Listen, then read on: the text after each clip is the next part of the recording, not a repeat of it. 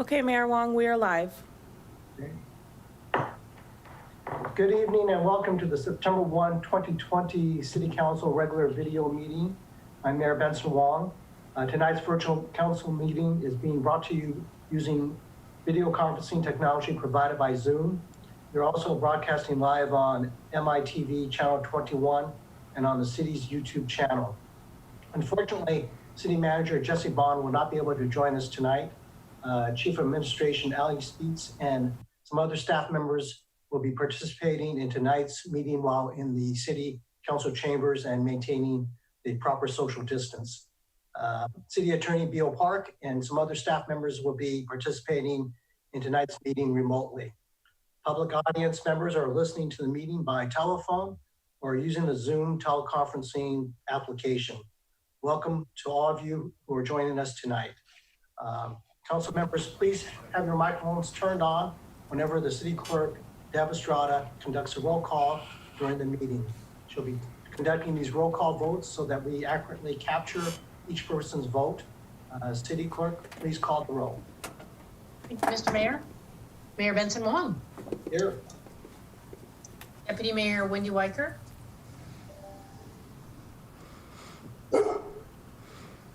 Well, that doesn't count. So Councilmember Lisa Anderall. That was Rufus, and he and I are both present. Thank you. Councilmember Jake Jacobson.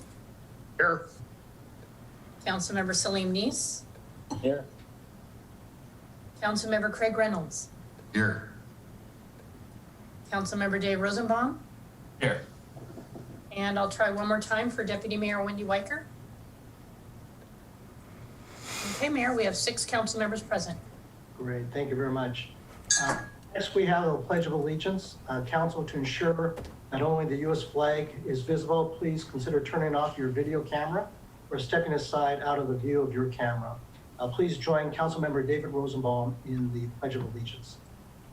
Pledge allegiance to the flag of the United States of America and to the republic for which it stands, one nation under God, indivisible, with liberty and justice for all. Thank you, Councilmember Rosenbaum. We now move to the first item of business, which is to approve the agenda. Before entertaining a motion, I want to state that the Governor Inslee's proclamation number 20-28.8 regarding the Open Public Meetings Act extends the statutory waivers and suspensions through now, October 1, 2020. Council may have a motion to approve tonight's agenda. So moved. Second. So it's been moved by Councilmember Neese and seconded by Councilmember Jacobson to approve tonight's agenda. City Clerk, please call the roll. Councilmember Anderall.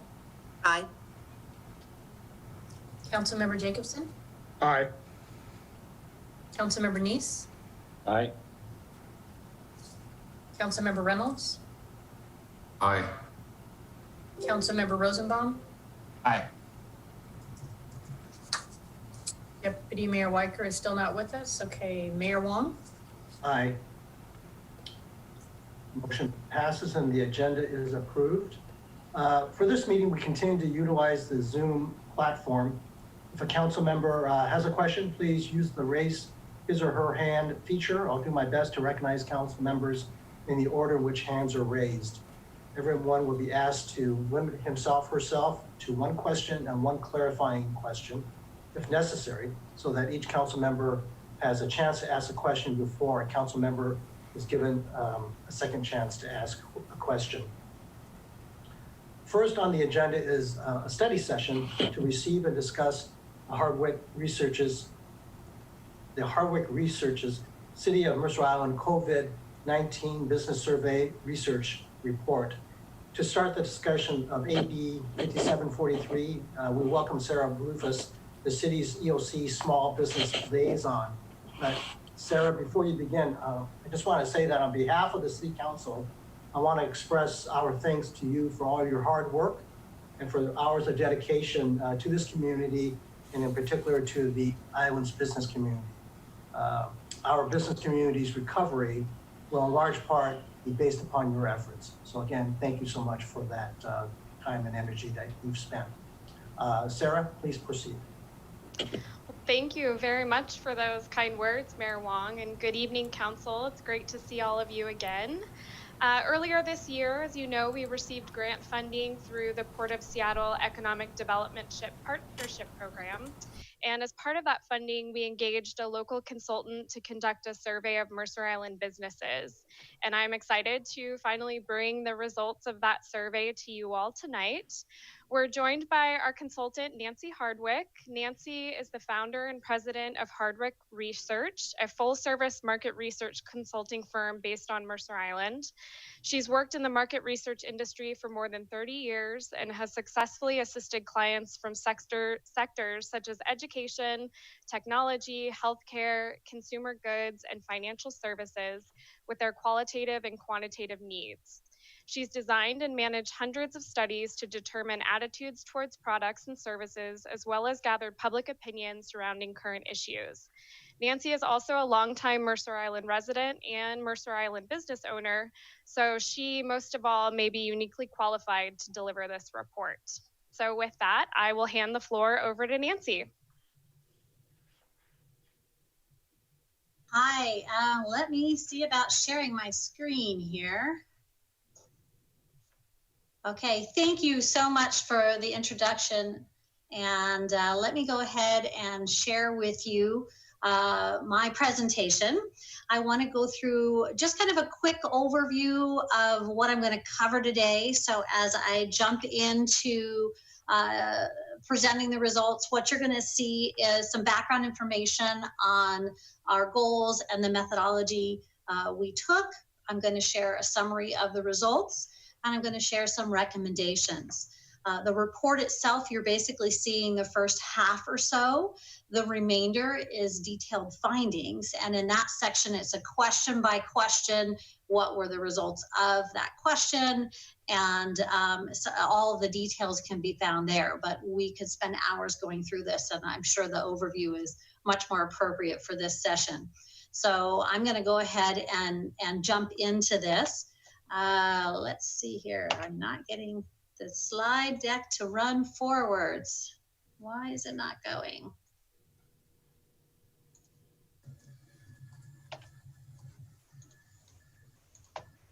There we go. So let me go ahead and jump into the background. As has already been stated by Sarah, this research study was conducted through funds garnered from a grant from the Port of Seattle. And as we went through this process to write the survey and go through the whole process of releasing it to the public and businesses to get feedback, we worked together with the Mercer Island Chamber of Commerce. We worked with the members of the Restart MI initiative. Of course, Sarah and I worked on the design of the questionnaire and our approach, and then she let us loose at Hardwick Research, and we went ahead out and gathered information from Mercer Island businesses. Our goals for this study were really two main goals. The first was we wanted to understand what challenges businesses are facing right now with COVID-19. And then we wanted to have a few questions about long-term and what things maybe they might need help with going forwards. So for current COVID-19 issues, we were after things like what's the effect? How's this influencing you as a business? What challenges are you facing? What aid are you maybe aware of and have already reached out and obtained? And how can we help you? Is there something the city can do? What other types of assistance can be provided? And then long term, along that same lines, what do you see that the city can help businesses with in the future as far as growth and support? So with those goals in mind, we developed this survey. And the survey itself, once designed, was administered online. Our challenge was that the city only had email addresses for a portion of all of the businesses on Mercer Island. So we had to be able to reach out to the remainder of the businesses in some way. So we did send email to those 822 businesses that we had with an invitation to the survey. But we also created a postcard, and you'll see an image of it on the next slide, that we mailed out to the remaining businesses that we didn't have any contact information from to see if they would be willing to participate, log in and participate in the survey. We reached out to the Mercer Island Chamber of Commerce, who I said earlier worked with us on this, and they sent out their email newsletter, as well as the City of Mercer Island email newsletter. And so we tried to reach out as much as possible and spread the word to get all the businesses involved. We had 269 people who actually did complete the survey, and it was 18 questions in length. And at the end of the full report, when you receive that, you can see the questions word by word and what was there. Here is a quick chart of how you can see most of our responses did come from that email list, which makes sense because I was able to send an email and then send a couple of reminders to encourage them to participate. And of course, you can see the postcard here that was sent out to island businesses as well. Quick slide with some demographics. I'm not going to go through the details, just kind of hit the highlights for you. The majority of businesses who completed the survey are home-based businesses. 48% of those who responded are such, and they actually make up a very large portion of the businesses here on Mercer Island. Not so surprising, a lot of consulting or small home-based businesses, but we do have a lot of folks who also consider themselves storefront, 11% on the north end, which was possible office buildings and storefront. So you can get an idea. Many of the businesses have been around for quite a while. We've got an average of 12.5 years, with 23% being around for 20 or more years. So it's kind of a good spread. And you can see number of employees as well as revenue. And those were some questions that we asked at the end to just get kind of a feel for who it was that we were speaking with. I'm not going to read this slide, just want to point out as I go through this, when you read the back, we did point out anything that was statistically significantly different, as well as any general trends that we saw. So let me jump into the summary of results. You will see the next few slides have a lot of content on them. We tried to group them and make it pretty quick and easy. First of all, business challenges. We had 46% tell us that they've had a decrease in business due to COVID-19, which isn't surprising.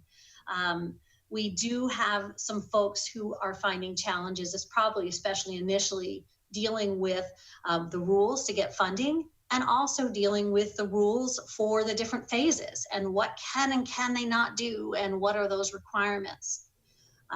We also had more than half the businesses tell us that they did go after some type of financial assistance, with many of them taking advantage of the PPP funding that was available.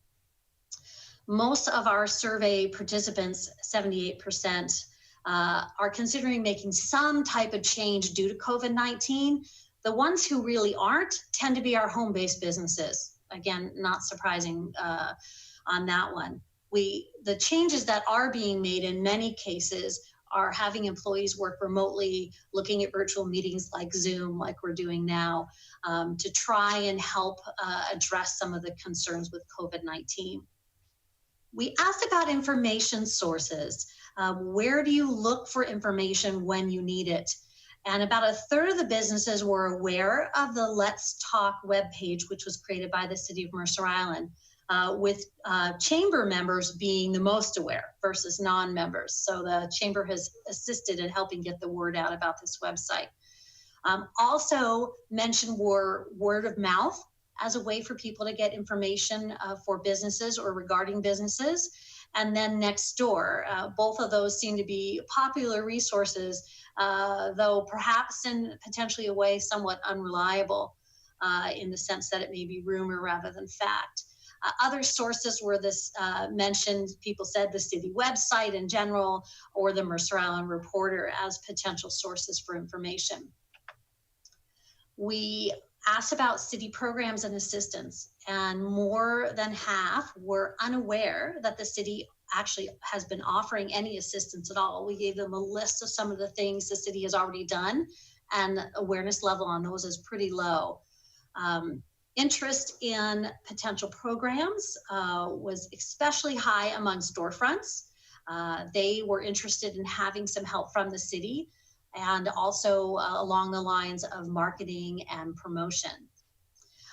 Long term, for assistance, about a quarter of the businesses are looking for the city to address parking on the north and south end business districts. And the actual quote that they rated was parking on the north and south end business districts, for example, the amount of parking or illegal parking, followed by some type of funding mechanism to help support local businesses, like a tax-related district designation or federal grants and business attraction. So those are the types of things people are looking for long term. We did ask about chamber membership. Most of the businesses are not members of the chamber, and primarily it's because they weren't sure of the benefits that were available. And one of the things, of course, the chamber has been doing is helping businesses right now during this time period with things like free PPE supplies and the GoFundMe page and some other things that they've been working on. Businesses are looking for information. They want as much information as they can get from a reliable source. They want to understand the different phases and the rules and what happens with PPE. They want to understand the federal rules. They're also looking for information on different businesses on the island. Who's out there? Who can they partner with? How can they promote themselves better? What assistance might be available to them? What events are going on? What new businesses are coming to the island? So just that need for information.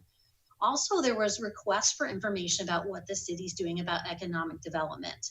And what their plans are for bringing new business to the island, what's happening with zoning and codes and parking. So there's a real desire for as much information as they can obtain.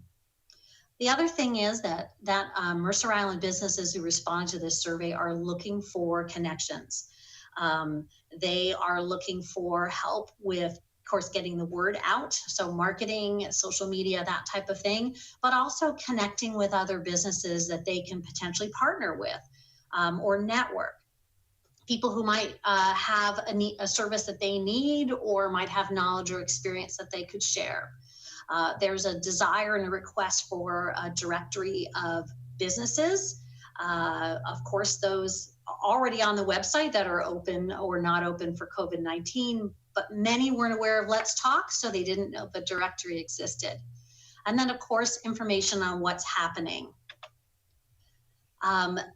Also, the city, the businesses are looking for additional assistance from the city, and some short-term current needs mentioned were enforcement of mask wearing, rules for resources for acquiring PPE, assistance getting rental relief, and working with properties and having help with that. Of course, also, again, financial related, potentially any grants or loans or tax reliefs or incentives that might be available to them, either available generally the city can tell them about or available through the city itself. And then long term, they're hoping the city will, of course, deal with parking, which I just mentioned. Again, help with funding, look at maybe some branding or marketing to help encourage people to shop on Mercer Island, looking at walkability in the business districts, and attracting and retaining businesses. I'm not going to read through these in detail, but I did include in here some quotes from participants so that you can see the types of words and the things that people are looking for. There are comments, of course, about economic development and marketing, the request to keep us updated, rules, regulations, and zoning, and then some comments for kudos to the city. And all of these things are specific quotes from participants to reflect what we found in our summary. So now I'm going to go ahead and jump into some recommendations for you and share some of my feedback and my opinion. Obviously, the city needs to decide if this works for them and what their next steps need to be, but at least you can get my perspective from the research that we gathered. The first thing is really providing information, is promoting the city's COVID-19 resources. You've got this great Let's Talk page. There's a ton of content on it, and people are just not aware. So as much as we can promote that, it would be helpful. So the Let's Talk page is a great place to get that information, keep it up to date, provide as much detail, background, resources as possible that will help folks and let them know that they can go here for good information. The second thing would be also to look at partnering with the chamber. They do have the ear of businesses, and it might be a great way to, again, connect and disseminate information to their members, and then also to get that out to the public. And they're a good partner. They've got volunteers and man hours and might be able to help. But as we heard earlier, they're not your only route, because there are many businesses that are not chamber members. But promoting and providing information on COVID-19 would be great. Next one. I think that we need a Let's Talk section, a business section on the Let's Talk page. I went to the page, spent some time there, and I know there's a business section because I had a link that took me directly to it. But from the home page, as a resident of the island, I didn't really see it. You have to really click on the COVID thing image, and then that takes you to a choice for business information. So as the city's working towards a working emphasis of economic development, I would definitely set up a section that's clearly labeled for businesses on the homepage so they know right where to go. And of course, in the COVID-19, having that island business section, of course, is excellent. And I would be clear on what's for businesses and what's for residents. Highlight what the city has done during this COVID-19 crisis. You can find it on the page, but is not as obvious. So I'd go with a box that specifically says, click here to see what the city's already done and ways they can help you, or something like that. Include information that's important to businesses. And there's a list in here of the types of things that businesses are looking for, and we've already kind of touched on that in the summary. And then look at that current directory, make it more visible, and honestly, long term, you could open it up to all island businesses, or at least the ones that would be interested in being listed in the directory that perhaps aren't there, since it is a little heavy retail emphasis at the moment. Next one, each business type on the island has different needs. And one of the things, of course, that showed was we have a lot of home-based businesses, but I really wanted to show the differences between them. And I've created this chart. It's very general. Just because home-based businesses aren't specifically interested, at least it appears, in resource for acquiring PPE, does not mean that all of them don't feel that way. This is just your generalities and your tendencies. I think it's important to remember that there are different types of businesses on the island. They all will need help with some of these things long term. So helping them with resources for PPE, communicating who's open and who isn't, coming up with a branding campaign will help all of them. Looking at walkability, improving Let's Talk, coordinating with the chamber, those types of things will help all businesses, but you can kind of see which way they lean or don't lean from this slide. And I think it's important to keep in mind that businesses are different and have different needs. And then my last recommendation that I created here is really the emphasis that you need to share this information with the public. This is a great venue, but we need to continue sharing what we learned from the survey. A thank you to those who actually spent the time to fill it out, and then showing them what the city plans to do with this information going forwards. Then that helps businesses to feel like they've been listened to and are getting the information that they need. And then I also thought it might make sense to survey Mercer Island residents. They, of course, are very interested in economic development here on the island. And I think it's important to understand what they have to say about the business district, and to be asking them questions related to, what is it that would encourage them to shop on the island? What would make that more appealing to them, etc. So those are my 4 pages of general recommendations with lots of details.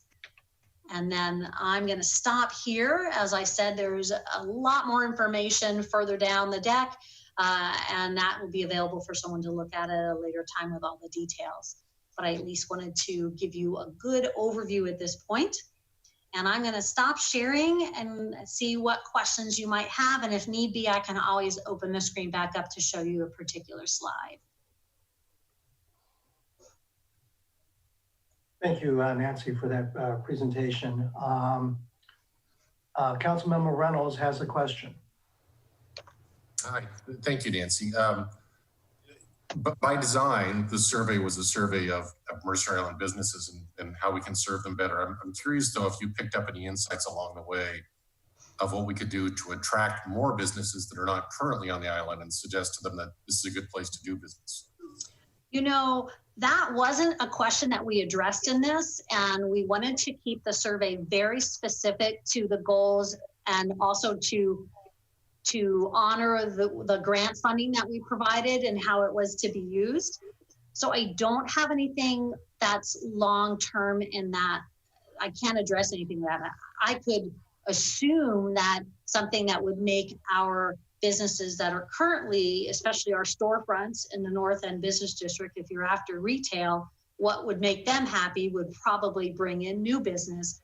But we just didn't ask that. So I don't have an answer for you. I'm sorry. Okay, that's fine. Thank you.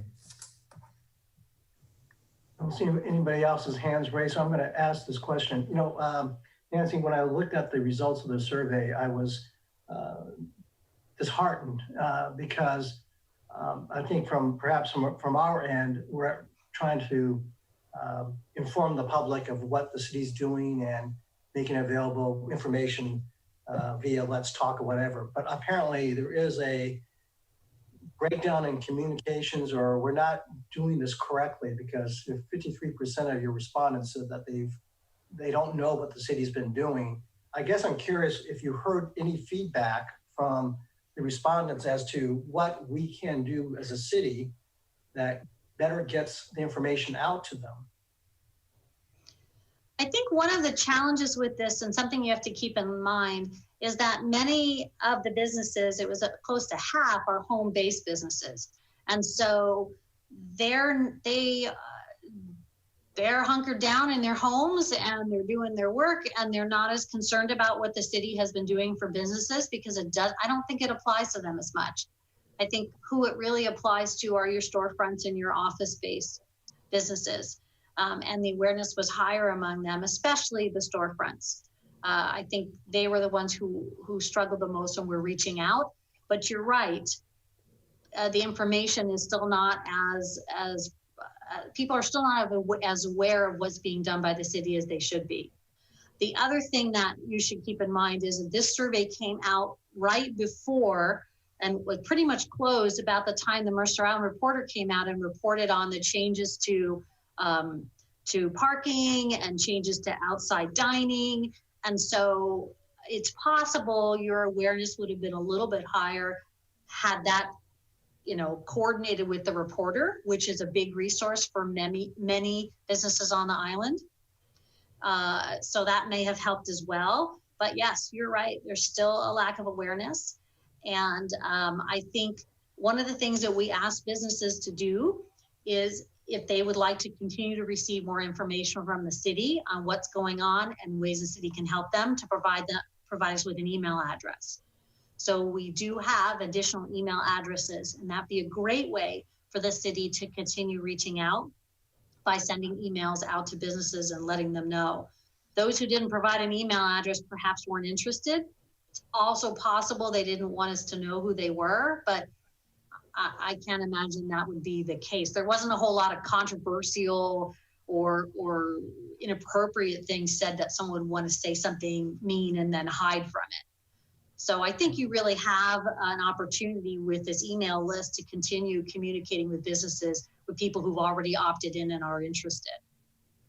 Great, thank you very much. And perhaps direct email messages from the city to these folks. I don't know if we do that now, but maybe that's something to consider. Deputy Mayor Weicker. Yeah, Nancy, thanks for all the great information and research. And I'm just curious, as you were talking to people and getting this data, what you thought the role should be between the chamber and the city in terms of outreach and collaboration, because as you know, we have some budget headwinds coming and limited staff capacity and economic development and rent and retail and attracting new business. All of that is a broad end-to-end channel to try to address as a small city. So do you have any insight or anecdotes there you might want to share? So that really wasn't a specific question in the survey, but I think it makes sense to look to partner with the chamber. I know they were very excited about this survey when they got a chance to review it with Sarah and I before it was released to the public.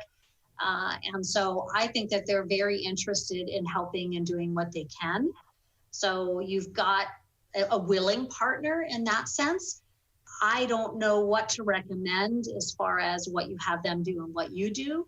It also seems to me like there are a group of businesses on the island, especially some of the retail storefronts that are not members yet. And I don't want to leave them out in this process as well. And I don't know if they're thinking about joining because now they're seeing what the chamber's doing, or if they're going to not join. And so I don't want you to leave out a group as well. And but I think that there's probably opportunity to work with the chamber. They seem very eager. Thank you. I'm going to take another turn because nobody else. My hand has been up for quite a while, Mayor. Oh, is it? Hey, Councilmember Jacobson, I got to scroll down. I apologize. I didn't have it scrolled up enough, and you were at the very top, as you normally are. So, Councilmember Jacobson. Thank you, Mayor, and thank you, Nancy, for this survey and what it does to open our eyes to some of the issues. This is somewhat of a follow-on question from what Mayor Wong asked earlier, and that has to do with information, how we communicate information to our residents writ large, as well as to the business community. I don't know what your familiarity is with, and I'd be interested to know with what other cities are doing in terms of ways of communicating with the residents or any particular segment thereof. I would also say that when I've gone through Let's Talk to try to find out business stuff, I had a very difficult time, and I spent quite a bit of time doing it. I just didn't know that I had to start with COVID. And then Mayor, I've got another question that's completely different. I'll get in my queue. We'll get in the queue again. So, Go ahead.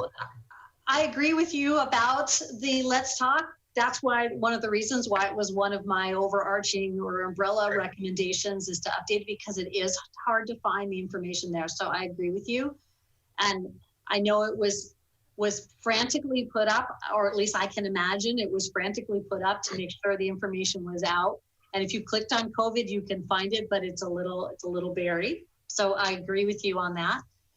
As far as what other communities are doing, it's tough to reach out to businesses, whether they're another city or whether they're an entity like EnviroStars trying to get people to be a little bit more sensitive of the environment and give businesses a word for such.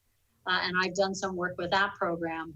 And basically what I've learned is you've just got to reach out through a lot of different resources. Everybody looks in different places. Things like, I mean, just here on Mercer Island, the Mercer Island Reporter was big, Nextdoor, word of mouth, the Chamber of Commerce, the city's website. So I think you just need to continue doing that.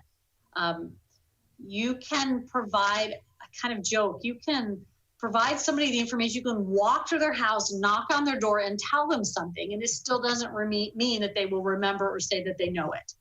So communicating with people is always a challenge. And I think as many sources as you can use, the better. And we already know the top ones are the Reporter and the Chamber and the city and Nextdoor. So it's a potential. I know the city already has an account on Nextdoor, and typically it's general city news. Maybe the city needs to set up something for businesses, if that's where business people are looking here as well, and communicate that way. I'm not sure. I think it might make sense to reach out to some other cities and see what they're doing. Maybe somebody like Bainbridge Island that's about similar to us in size and in demographics, and maybe they've got an approach that's working for them.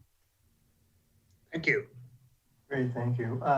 Councilmember Rosenbaum, did you have a question, or I saw your hand? Nancy just answered it. Oh, okay, great, thank you.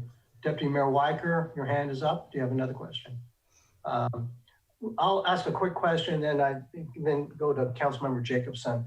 And this is maybe a question really for our Chief of Administration and also for Sarah. So we've heard a number of recommendations to possible changes to Let's Talk. So I can't imagine that's something that the council needs to get involved with. It's something that I would assume that staff is going to take a look at. Is that correct? In terms of perhaps updating our website? Thank you, Mayor Wong. I actually just spoke with Amanda Kieferkamp, who has been working on that page, and she's going to be making some changes to really delineate business information from residential information. So very simple to do. It's good feedback, and we'll get it done quick. Great, thank you. Councilmember Jacobson.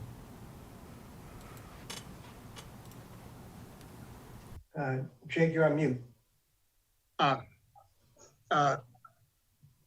Among recommendations or among things that we can do here are several. One was a directory of businesses, and maybe this question is more directed at Sarah. I think it would be helpful to the council as well as to Councilmember Reynolds, myself, who've been trying to help with this effort generally, if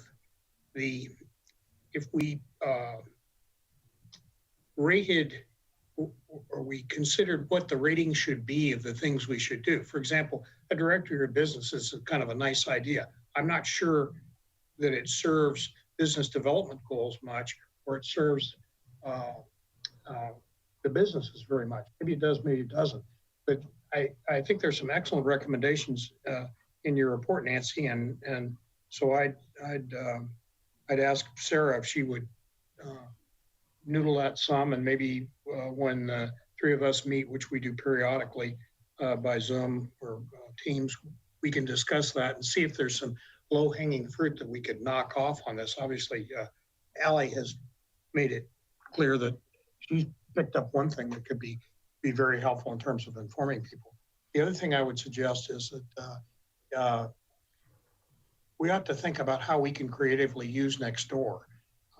Among the organs that people have, if you're a subscriber to Nextdoor, I assume you get the full meal deal or some at least partial meal deal on it, and it's free and cheap, and the reporter's fine, but it has, I think, 2,000 subscribers or something like that. So its reach may not be great. It may, however, reach right into the areas that we want to communicate with the business community. So that would be another to do, I would think, that Sarah, that you and I and Councilmember Reynolds ought to consider to see if there's some stuff that we can do quickly, easily, and cheaply that will enhance what the city is doing and the business community's appreciation of that and collaboration, I guess. Yeah, Councilmember Jacobson, you're right on the money with that one, assuming that you and Councilmember Reynolds are still interested in working with me on all of this through the end of the year. One thing I will say that is, pretty exciting and that these results will inform through the end of the year. You may recall as well as part of the Port of Seattle funding that we are conducting kind of a marketing and promotion support campaign for local businesses, also working with a couple of local marketing consultants. And we were originally hoping to, I think, kick that off earlier in the summer, but now, with these results, it actually helps inform where we go with a lot of that messaging and what types of products we can put out there, what avenues we go through. So it's actually, I've already given the draft report that you all received last week as well to our consultants and the Chamber of Commerce. And so we're working on that and can get going on some of the, really kind of marketing focused recommendations that the report provide. But yeah, I agree with you that there's a lot within the report to noodle on. Some of it, again, kind of short term. I think it's somewhat encouraging actually to me to have some of the results around home-based businesses to know a little more about what our gaps are with a lot of those businesses, especially knowing that they make up a large percentage of the business landscape on Mercer Island. So I know we have some work to do there, even just from an outreach and continued communication standpoint.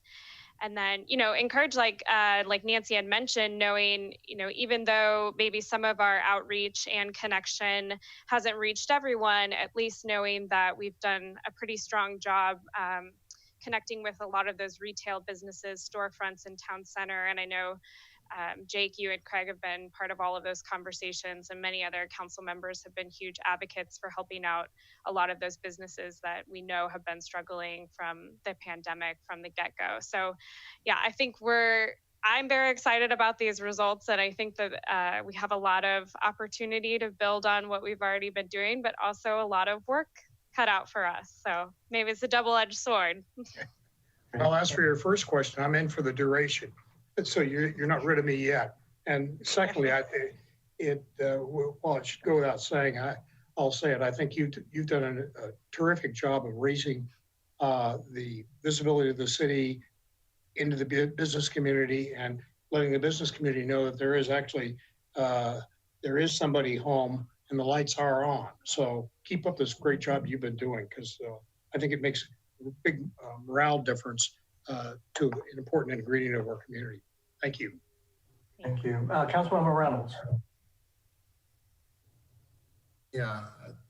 One thing that's come out of this for me is there were a lot of areas of difference in perception and difference in needs between the home-based business and the storefront businesses and the offices.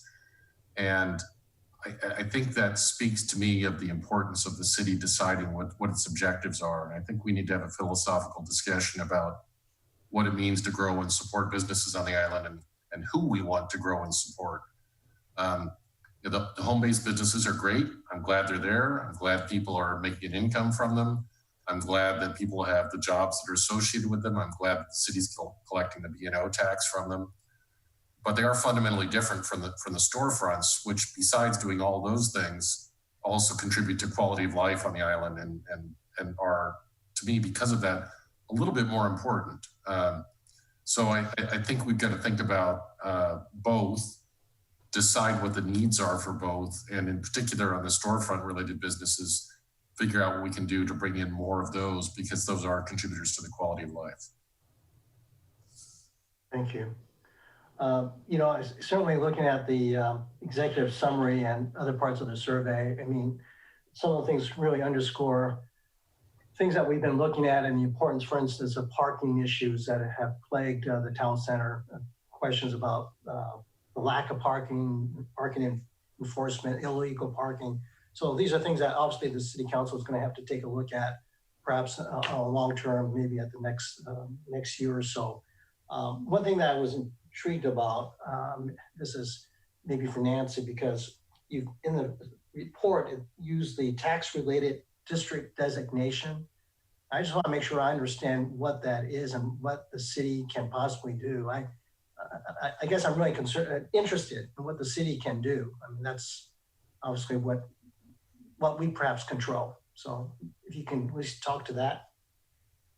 So I'm actually going to push that to Sarah.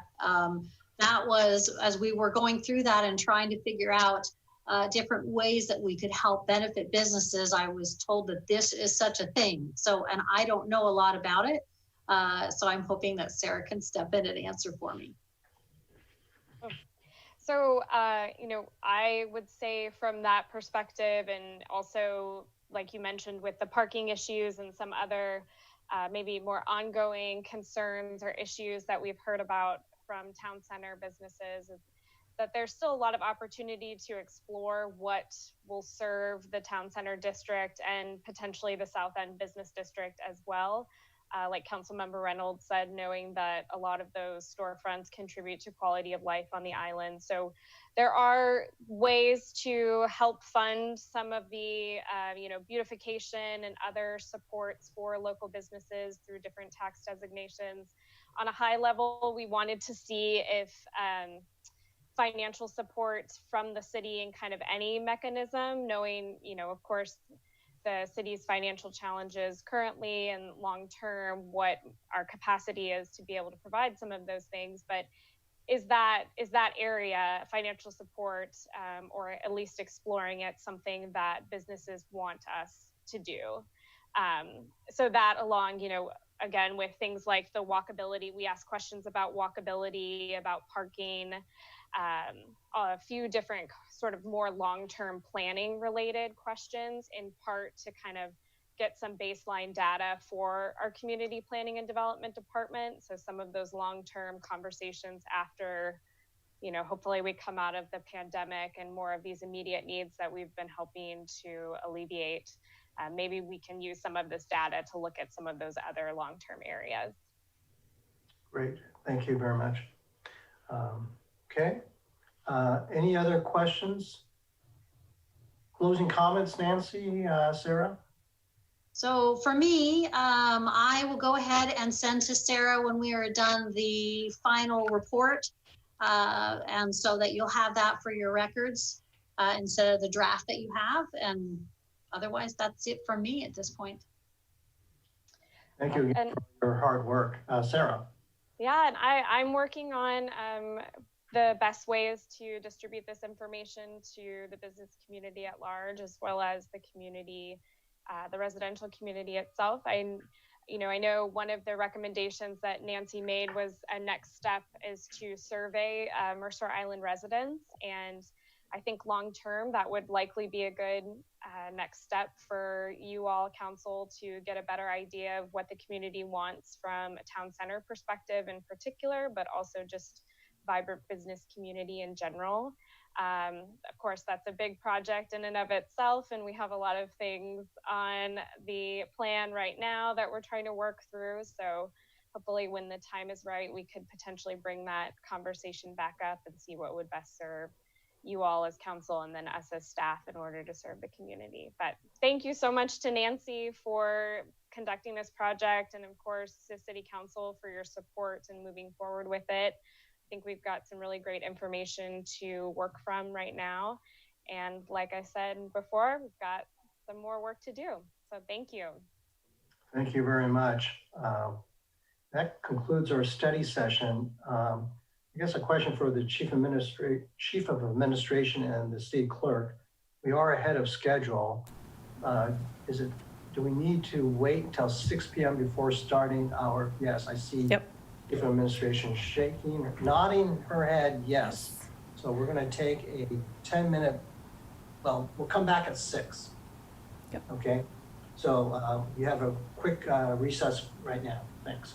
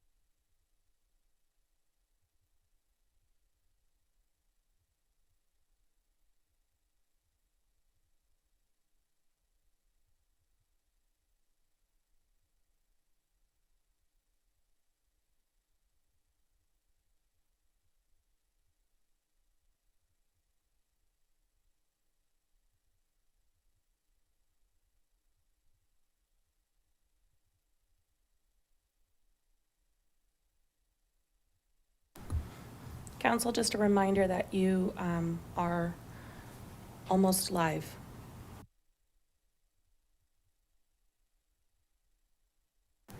Oh.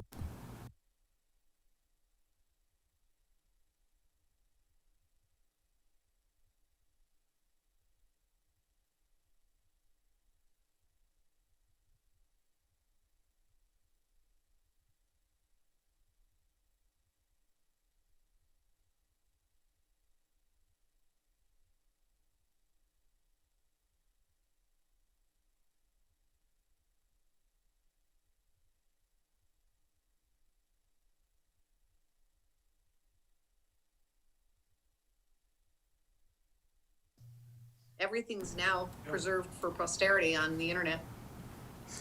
Mayor Wong, we are live. Great. Thank you very much. We are back. We just completed our study session. And again, for those who may be just joining us now, City Manager Jesse Bond is not able to be here tonight. Next on our agenda, we do have the City Manager's report. And for this report, we welcome Chief of Administration, Ali Speeds. Thank you, Mayor Wong. Share my screen here and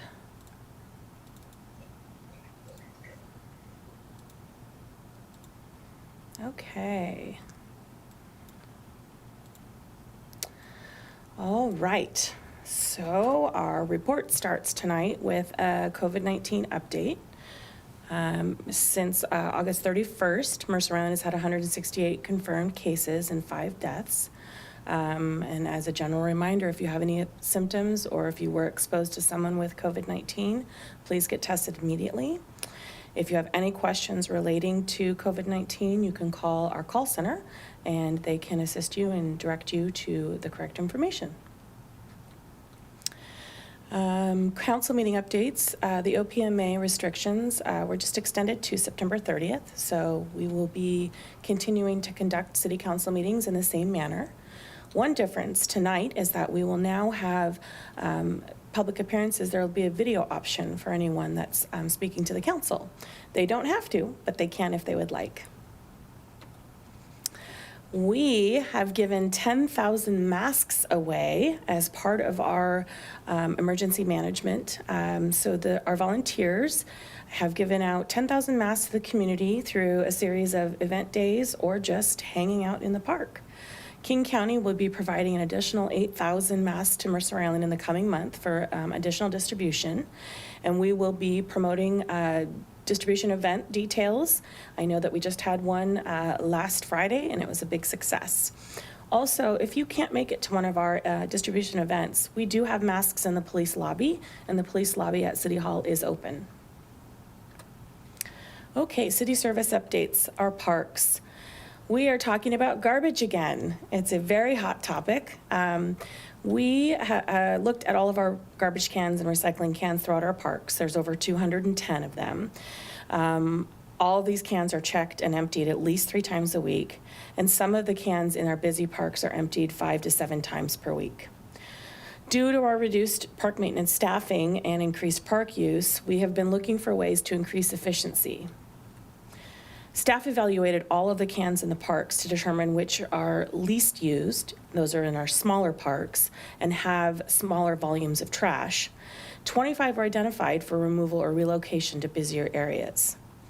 We will still continue to monitor these parks for increase in loose litter, and as always, we ask you to continue packing out your garbage. We still have a lot of garbage that's left in our parks. But we do want to say thank you to the residents and business owners who have responded to the city's call for help. And we really appreciate it, and we just encourage everyone to keep up the good work. Luther Burbank Docks, we will be having an open house regarding this new project. It'll be a socially distanced open house. It'll be at the waterfront Luther Burbank Park starting at September 2nd and running throughout the month. It'll feature an outdoor display of project alternatives on 6 different posters. Boaters and waterfront users are invited to check out the new concepts for the docks, shoreline, and related facilities. Then we ask people, after they've visited the open house, to fill out an online survey or take home a paper copy and return it to the city. You can find more information about this on our Let's Talk page regarding Luther Burbank Docks. A quick update from HR. We launched a new job opportunities portal last week. We have been with the eGov Alliance for the last 20 years, and that portal is shutting down at the end of next year. And so we have moved to a new system. This is NeoGov. This is the system that all of our HR and payroll information will be entered into. So it's a great new page, very easy to use, streamlined process. Applicants can search for jobs and they can apply right from the job description. You can also sign up to be notified of certain job openings. In the future, we will have all city job descriptions and classification information on this same site. We will also be launching a volunteer application through here so that all of our volunteers have an easy place to go to apply. City service updates for youth and family services. The YFS Back to School Assistance Program helps families in the Emergency Assistance Program with gift cards for school supplies and shoes. This year, YFS was able to distribute 34 gift cards for school supplies and 52 gift cards for shoes. Our ability to provide shoes this year is due to the generosity of Soulmates, which they did a fundraiser for to honor Fran Call's 80th birthday, who was one of the founding members of Soulmates. Generous community donations to emergency assistance programs provide the remaining support. We're very thankful for all of everyone who's contributed to help get our kids back to school. We had a thrift shop soft reopening the last 2 weekends. On Sunday, August 16th, the thrift shop opened to reduce our inventory. So we were able to get a lot of people through. We raised about $4,070 in sales on that first day. So a big thank you to the thrift shop staff and volunteers, and of course everyone that patronized the thrift shop. Everything went smooth and people only had to wait about 20 minutes. So we will keep continuing to do these small openings on the weekends, and of course of the goal of reducing our inventory, and then of course to generate revenue. If you would like more information about other opening dates, please go to the Mercer on Thrift Shop's website. An update for CPD. The Planning Commission, their last meeting was February 5th, and they discussed the small cell and wireless code update. And they also discussed the sign code update.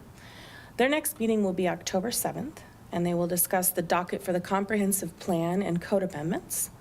They will also conduct elections for their chair and vice chair, and they will adopt their bylaws. The Design Commission, their last meeting was on July 8th, and they elected a chair and vice chair, and they review and improve their bylaws. They also had a study session for the Mercer Park building renovation. Their next meeting is still to be determined, but it will be before the end of the year, and they will be reviewing the design for the Xinghua property. Road construction. Summer is our busy time. So we have a big residential or arterial and residential street overlay projects. 2 residential streets have been repaved with hot mix asphalt on Southeast 40th and Southeast 41st Streets near East Mercer, and on 78th Street near Lake Ridge Elementary. There's a new ADA sidewalk ramps that were installed at the intersection of 78th or Southeast 78th and 85th Place. And there's all the arterial street reconstruction on Southeast 40th from 76th to 78th is also complete. There are new curbs on the north side and the repaired sidewalks on the south side. Pavement markings are scheduled for the week of September 7th, and that will complete the project. West Mercer Way pedestrian crossings. The Mountains to Sound Trail crossing of West Mercer at I-90 will be improved with a wider crosswalk and curb islands. New crosswalks and new street light will be installed at the parking lot entrance. The vegetation will be trimmed for crosswalk visibility. Construction for this project is set to begin after Labor Day, and we hope that everything should be completed by early October. Other updates that we have for you.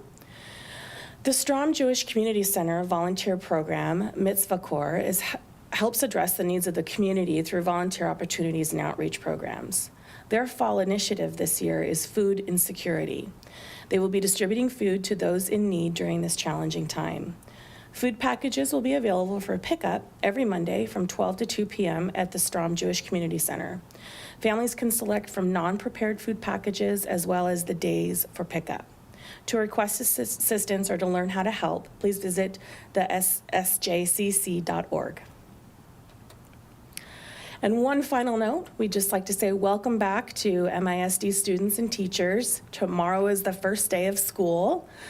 We recognize that the start of the 2021 school year is a little different, but we wish all of the students, parents, extended families, caregivers, MISD faculty and staff the best for the school year. You guys have got this. Thank you, that's all from me.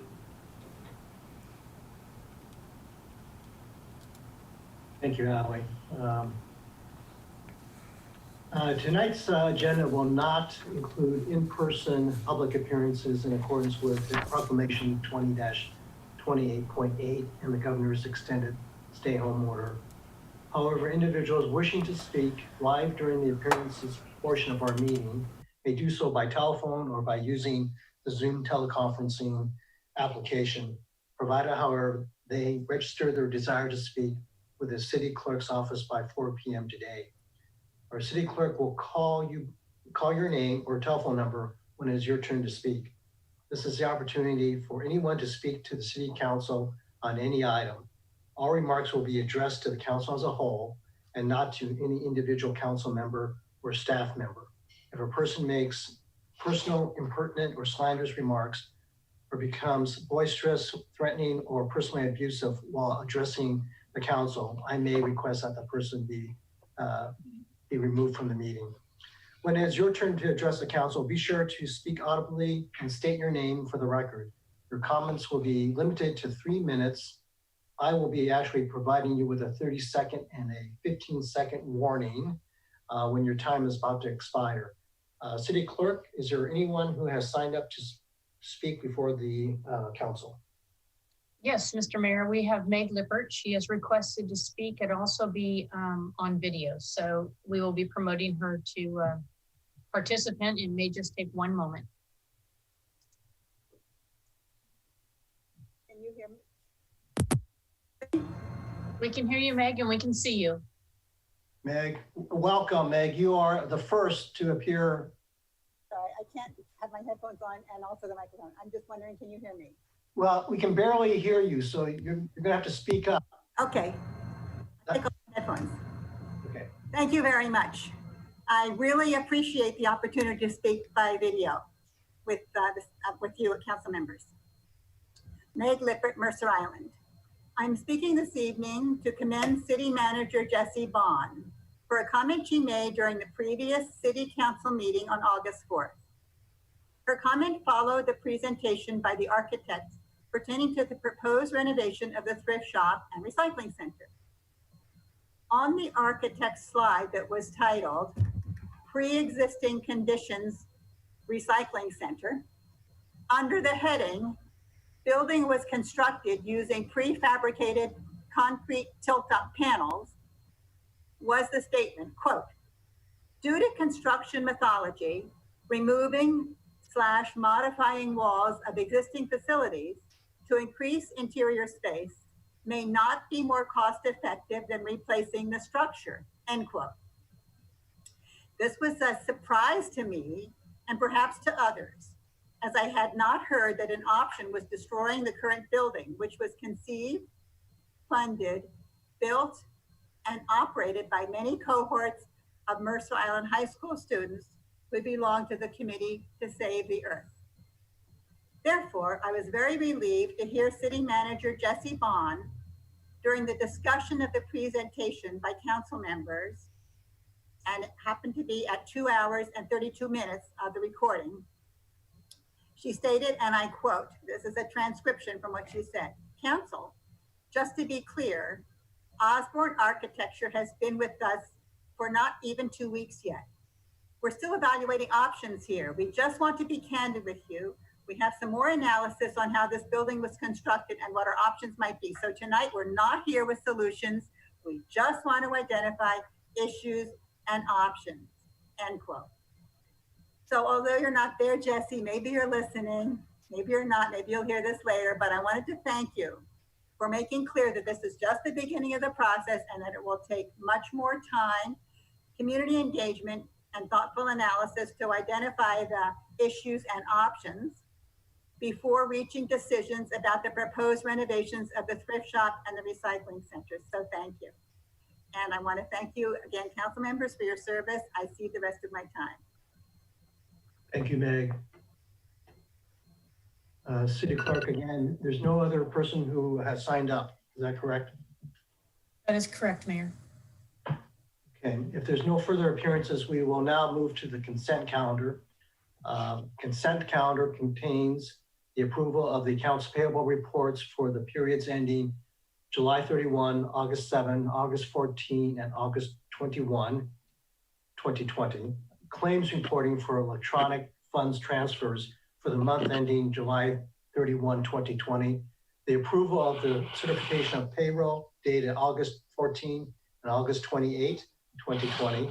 The approval of minutes of the July 21 and August 4 regular video meetings and the August 13 and August 20 special video meetings. Also includes the AB 5740, the 2020-2021 interlocal agreement with the Mercer Island School District for school-based counseling services. Consent calendar also includes AB 5739, the King County CARES Act, Coronavirus Relief Fund grant acceptance, and also AB 5744, which is the National Recovery Month Proclamation number 256. Does anybody wish to pull any item off the consent calendar? Seeing none, does anybody, is there a motion to approve the consent calendar as presented? So moved. Second. I believe it was moved by Councilmember Reynolds and seconded by Councilmember Neese to approve the consent calendar. City Clerk, please conduct the roll call. Thank you, Mr. Mayor. Councilmember Anderall? Aye. Councilmember Jacobson? Aye. Councilmember Neese? Aye. Councilmember Reynolds? Aye. Councilmember Rosenbaum? Aye. Deputy Mayor Weicker? Aye. And Mayor Wong. Aye. Thank you. Consent calendar has been approved. We now move to the first item of regular business, Agenda Bill 5745, Zayo Group LLC franchise agreement. For this discussion, we welcome Interim Community Planning and Development Director, Patrick Yamashita. Good evening, Mr. Mayor, Deputy Mayor, members of the City Council. For the record, I'm Patrick Yamashita, your City Engineer and Interim Director of Community Planning and Development. The agenda bill before you is the second reading for the Zayo franchise agreement. Staff worked with outside counsel Daniel Kenny from the law firm of Ogden Murphy Wallace to negotiate the agreement with Zayo on behalf of the city. You may recall that Daniel presented the agenda bill for the first reading back on August 4th. Tonight, I'd like to reintroduce Daniel to you. He will be presenting the second reading tonight and responding to your questions. And with that, welcome, Daniel. Thank you so much. First of all, thumbs up. Can everybody hear me okay? Great. Always got to start there. Thank you for having me back for the second reading of the Zayo franchise. I have a very short PowerPoint that I'm going to switch to right now, and then I'll drop that off the screen to get back to our videos so that we can have our discussion. So let me quickly select my screen.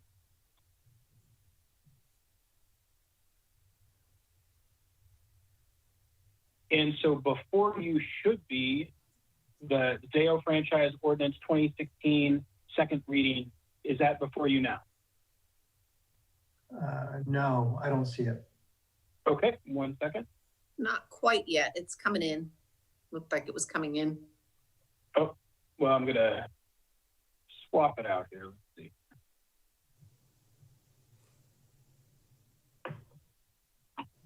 Okay. There it is.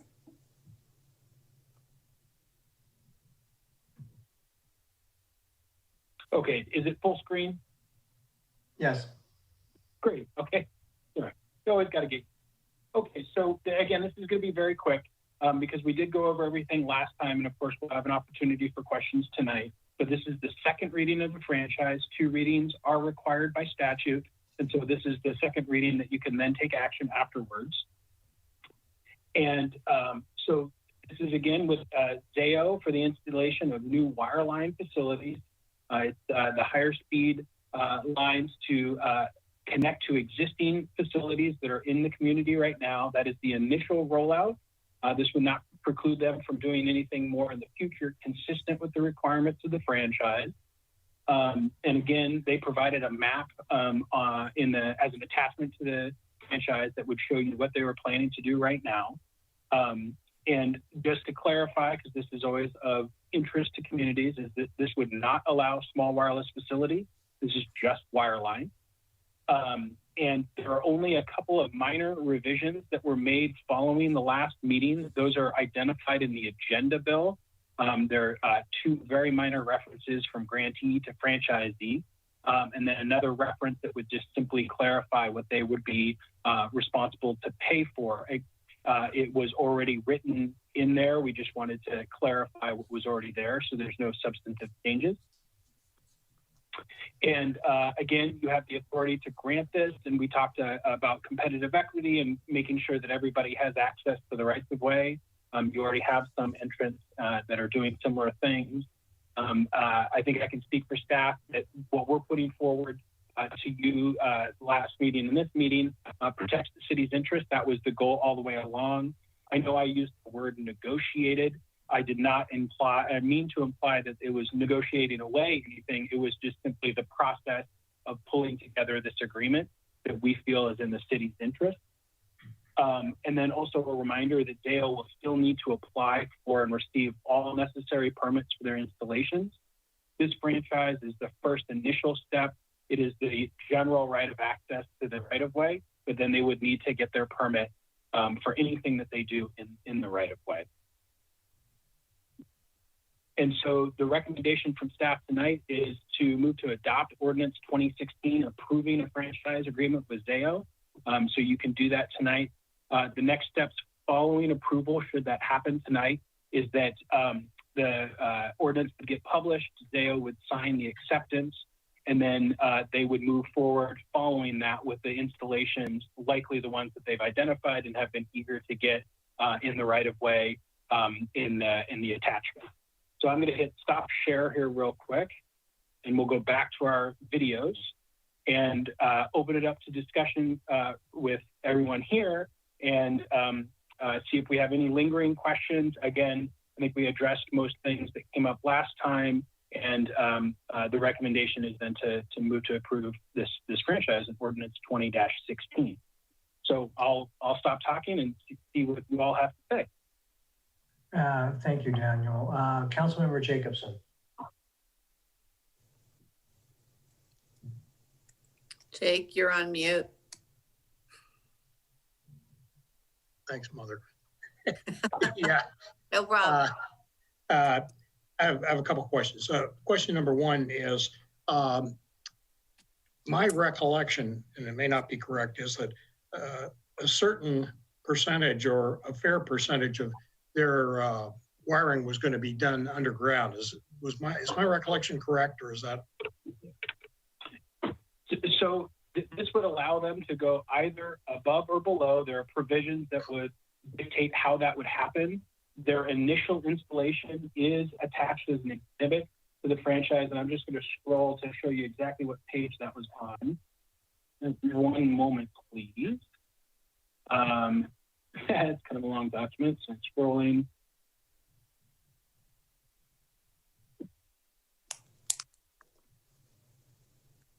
So it's page 46 of Exhibit 1. And so that identifies, and again, this is just a map to identify for you all and for the community what their anticipated initial rollout would be. They are not bound to this in this franchise, and they could do additional things to this because once the franchise is in place, the terms in the franchise would control. But your question is, they do identify aerial and underground, And so it's a mix. And you can see on there whether it's listed as AE for the aerial or UG for the underground. And there's different locations that made sense. This was obviously provided to city staff and public works and identified as a reasonable first installation, though of course they will have to come in for their permits. This does not authorize them to do this yet. It just gives the general authorization to access the rights of way. My follow-on question is this: does the city have any say in whether it goes underground or aerial? Yes, there's a section, and again, I'm just going to have to scroll back up here. So section 6, which is on page 10, deals with undergrounding a facility. And so the city and the applicant here, Zayo, would go through this section and determine whether or not they're allowed to go above ground or not. Okay, thank you. Welcome. Thank you. Does any other council member have a question?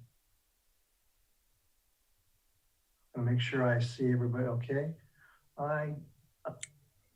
I don't see any other question. Oh, I got a quick one, Benson. Councilmember Neeson.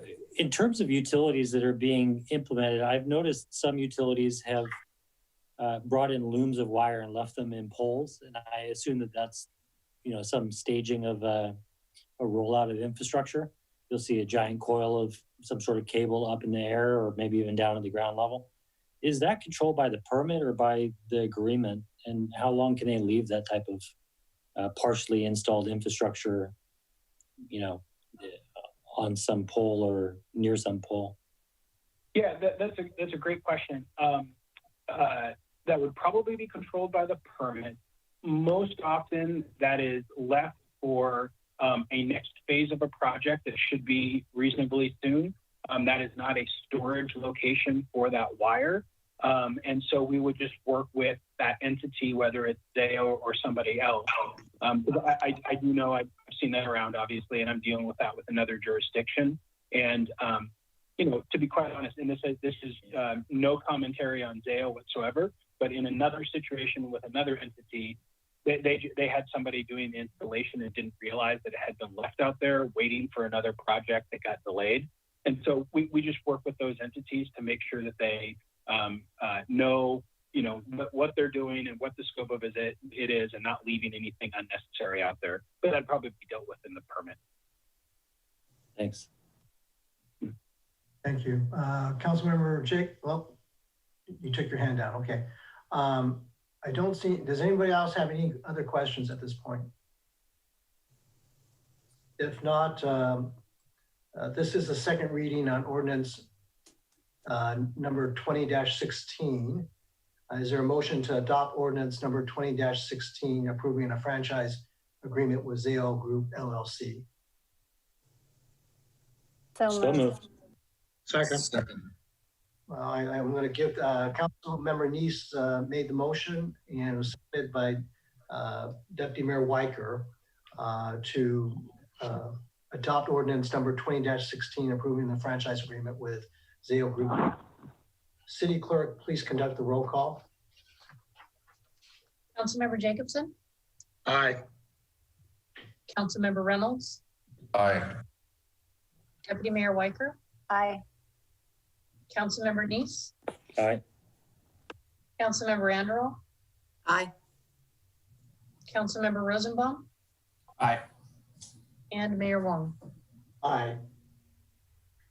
Thank you. We now move to the second item of regular business. Well, first of all, thank you to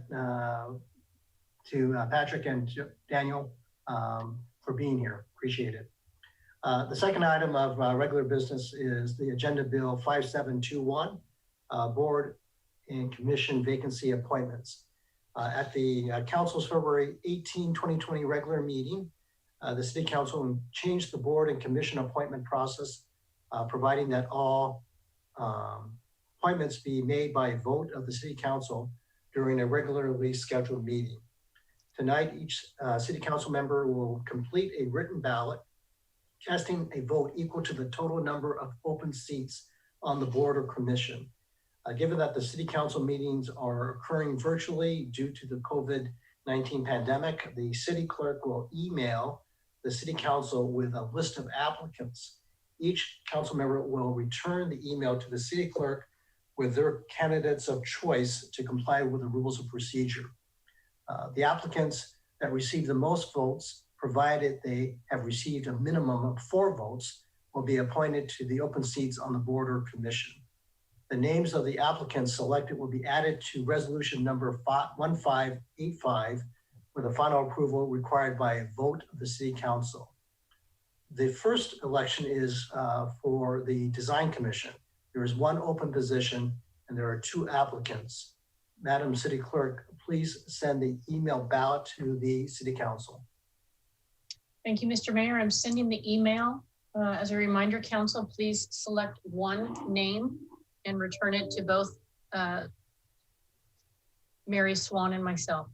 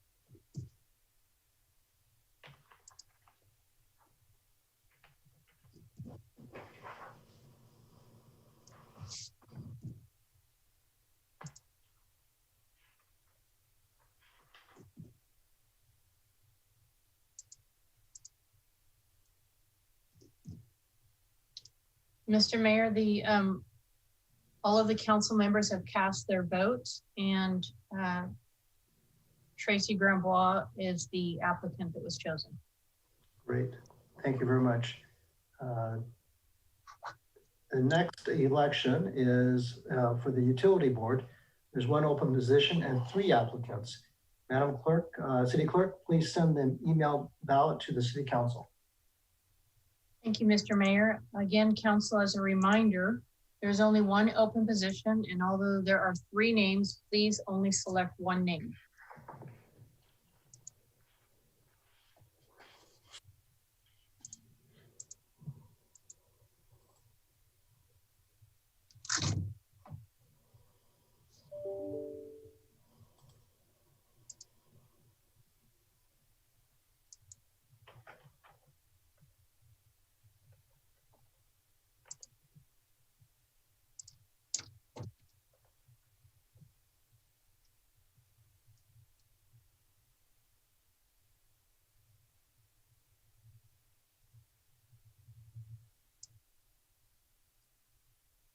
Is that a trick not including Mary this time?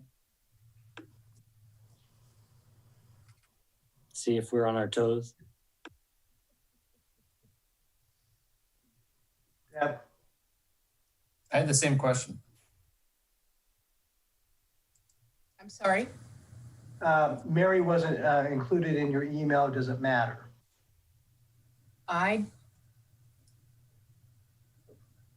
Well,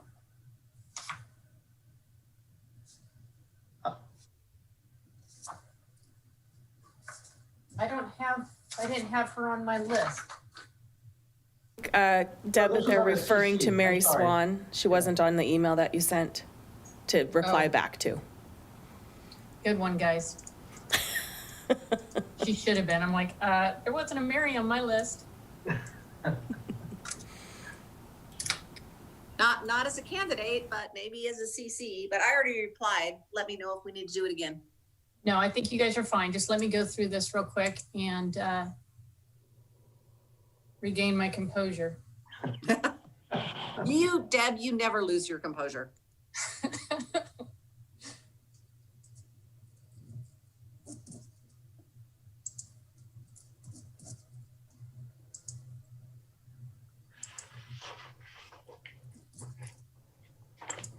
Okay, Mr. Mayor, consensus is for Mr. Marshall. Okay. Thank you very much. And so in a minute or so, we'll be acting upon this resolution number 1585. I'm just going to take the liberty now of just reading a portion of the resolution. This is section 1, appointment of design commission pursuant to MICC 3-34-030, capital C, close friend. The City Council hereby appoints the following individual to the Mercer Design Commission for the designated term hereafter set forth. And that person's name is Tracy Grambois, position number 2, term expires May 31, 2023. Pursuant to MICC 3-52-030, capital C, close paren, the City Council hereby appoints the following individual to the Mercer Island Utility Board for the designated term hereafter set forth. This is for position number 4, and that individual is George Marshall. Term expires May 31, 2021. Next we have, is there a motion, is there a motion to adopt resolution number 1585, appointing members to the Mercer Island Design Commission and the Utility Board? So moved. Second. So I believe I heard Councilmember Andrell made the motion, and I believe Councilmember Rosenbaum is the second. It was Councilmember Neese. I'm sorry, what? Councilmember Neese had the second. Oh, okay, Councilmember Neese has. Salim had the second. That's fine, okay, got it, okay. So City Clerk, you got that. So motion made by Councilmember Andrell and seconded by Councilmember Neese. City Clerk, please call the roll. Thank you, Mr. Mayor. Councilmember Rosenbaum, Aye. Councilmember Neese, Aye. Councilmember Jacobson, Aye. Councilmember Andrell, Aye.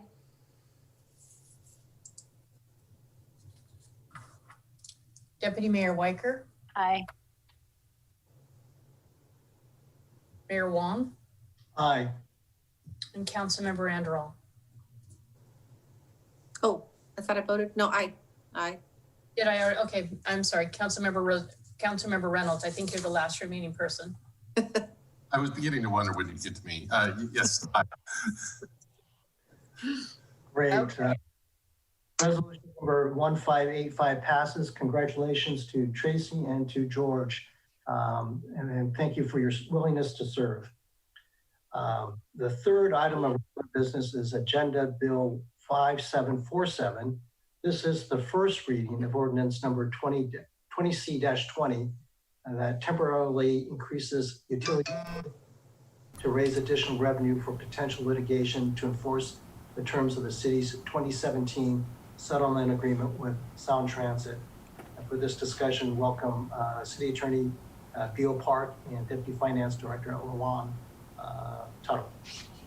Thank you, Mayor Wong. I'm actually going to pinch hit tonight, but City Attorney Park and Deputy Finance Director Luan Tuttle are available to answer questions as they have more of the details than I do. So I'm going to share my screen and bring up the short PowerPoint that we have. Oops. Okay. So tonight we are presenting to you ordinance number 20C-20 for first reading, which is a temporary increase in the utility tax rate. The city is at an impasse with Sound Transit on the design of the bus and rail interchange. Council's resolved to enforce the terms of the settlement agreement and prepare for litigation. In order to do that, the finances are needed for the litigation costs. We are proposing a temporary 36-month utility tax increase. The water, sewer, and stormwater tax rates will increase from 5.3% to 8%. This will be from November 1st, 2020 to October 31st, 2023. This chart shows the revenue projections for the utility tax over the next 4 years. It also shows last year's 2019. So you can see the additional 2.7% in additional utility tax does create an additional just over $500,000 each year. The impact on an average single-family residence will be about $9.23 a month, or $55.37 a year. Ellie, actually, that's every 2 months. I'm sorry, you're right, every 2 months. So $9 every 2 months with a net impact of $55.37 for the year. In order to do this, we are going to actually do an interfund loan of $1.5 million from our utility funds to the general fund. We'll use additional revenue from the utility tax to repay the loan over the next 30 to 36 months. At the next council meetings on September 15th, we'll be bringing this ordinance back for a second reading, and then we will also bring a resolution that authorizes the interfund loan transfer. Just to look at a simple calculation of the loan amount, at $1.5 million and an annual interest rate of 1%, the monthly payments, $42,312. If we make 36 payments, we'll pay a total interest of $23,237, and the total cost of the loan will be $1.5 million, $23,237. So the recommendation from staff this evening is to set ordinance number 20C-20 for a second reading and adoption on September 15th. Are there any questions? Thank you, Ally. Yeah. Are there any questions from city council members?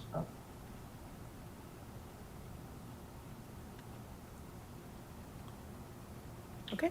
I have seen none, so I would like to entertain a motion to set ordinance number 20C-20 for second reading and adoption on September 15, 2020. So moved. Second. So it's been moved by Councilmember Rosenbaum and seconded by Councilmember Jacobson to set ordinance number 20C-20 for second reading and adoption on September 15, 2020. City Clerk, please conduct the roll call. Thank you, Mr. Mayor. Councilmember Jacobson? Aye. Councilmember Reynolds? Aye. Deputy Mayor Weicker? Aye. Councilmember Anderl? Aye. Mayor Wong? Aye. Councilmember Rosenbaum? Aye. And Councilmember Neese? Aye. Great, thank you. That motion passes. The fourth item is actually going to be on financial revenue forecast and second quarter financial status. But before we begin, I just want to see if there's any interest in taking a break, or are we good to go? Okay, I'm seeing no. I'm fine if nobody else wants to take 5. Okay, so no, that's fine. I know this is going to be a long, this could be a long discussion. So, so let's go ahead and take a 5-minute break right now. Okay? Thank you. Okay.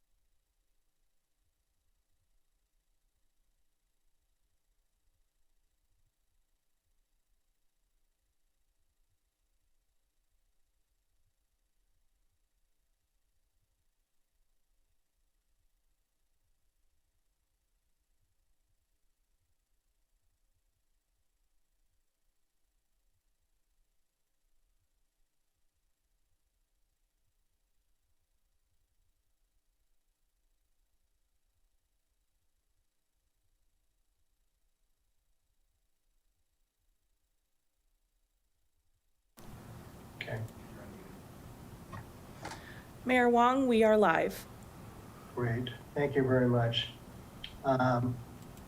The fourth item of regular business is Agenda Bill 5741. It's the revenue forecast and the second quarter financial status report. And for this presentation, we welcome Interim Finance Director Matt Mornick. Thank you so much, Mayor and Council. Good evening. This is Matt Mornick, your Interim Finance Director. Today I'm going to go through about 25 slides that outline the basis of the revenue forecast. As questions come up, please note the number on the slide deck, and I will happily pause throughout the presentation to take questions, as well as at the end of the presentation. Get started. Though I'll provide a high-level overview of the second quarter financial report, our focus tonight is really on the revenue forecast, which informs how staff manages resources through the end of this year, as well as into the next biennium. So we'll start with highlights in the general fund, and then provide some perspective on key city resources and funds, other key city resources and funds. And then at the end of the presentation, we'll wrap up with an overview of the work ahead to build the 2021 and 2022 biennial budget. Based on the financial data through the month of June, the city has collected nearly 15 million in general fund revenues, which is about 48% of the revenue budget as amended. Total general fund revenues are $1.4 million less than at the end of the second quarter in 2019. And the shortfall is driven by the anticipated decline in recreation, licensing, permitting, and land use revenues from the pandemic. General fund expenditures are within budget estimates at the end of June, and the total expenditures are 14.8 million, or 48% of the expenditure budget as amended. And expenditures are 1.1 million less than the same period in 2019, reflecting the phased in cost saving measures that began in late May of 2020. Ordinance 2019, that's before council this evening, memorializes phase 3 reductions, bringing the total cost saving measures to 3.8 million. So I expect all categories will remain within budget estimates through the end of the year, and no reductions beyond phase 3 are currently anticipated. So as in regards to the second quarter financial report, are there any questions? I don't see any hands, Matt, so go ahead. Okay.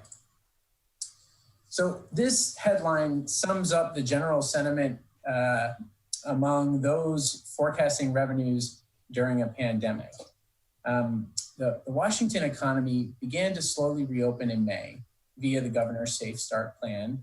And the reopening in the major urban economic centers could be best described as restrained.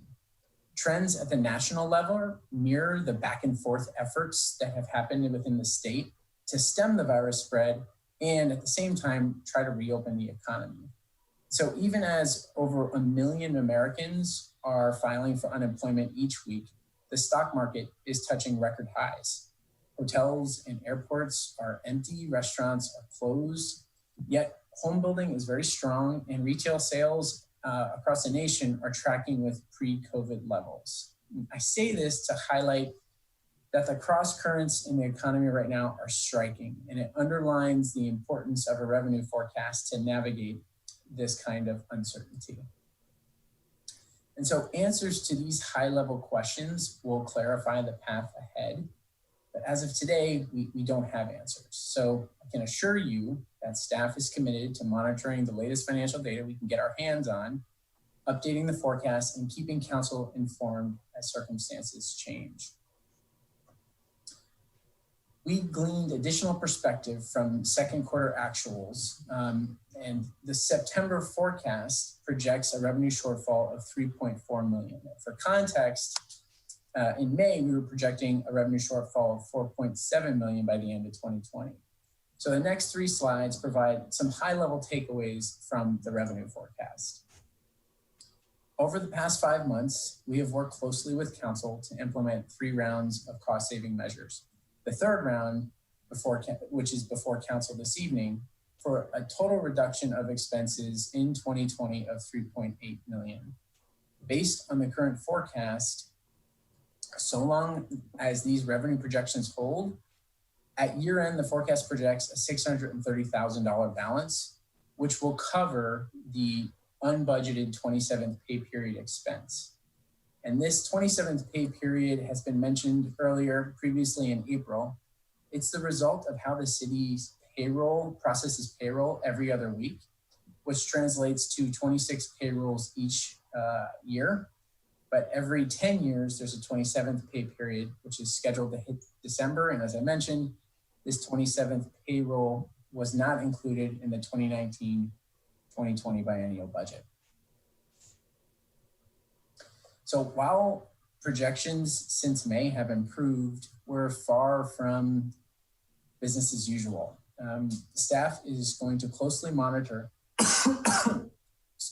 all expenses through December, and we will put forward a concerted effort to balance the general fund at year end. And depending upon how the third quarter unfolds, we may request contingency funds to help balance the general fund at year end.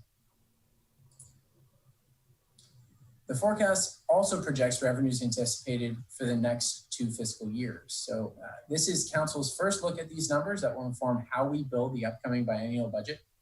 These projections are conservative given the level of uncertainty, but for 2021, we project 29 million in revenues, and in 2022, 30.9 million in revenues to the general fund.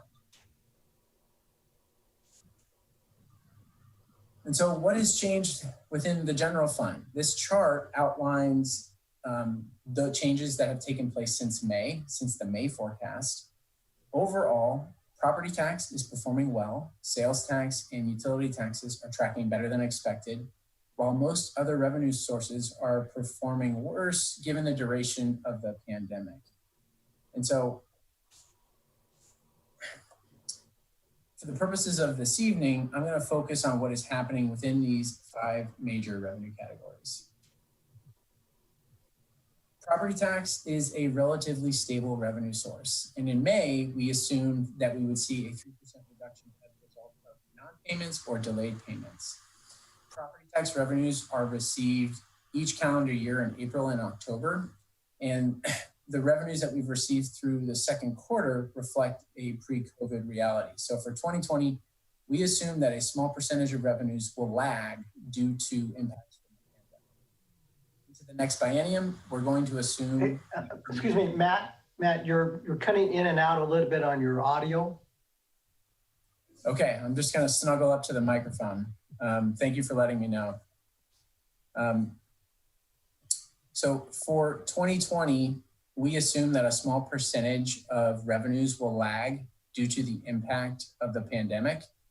And into the next biennium, we are going to assume the permitted 1% maximum increase plus new construction for fiscal year 2021 and 2022. Tax is another major general fund revenue source, and it accounts for 16% of the general fund.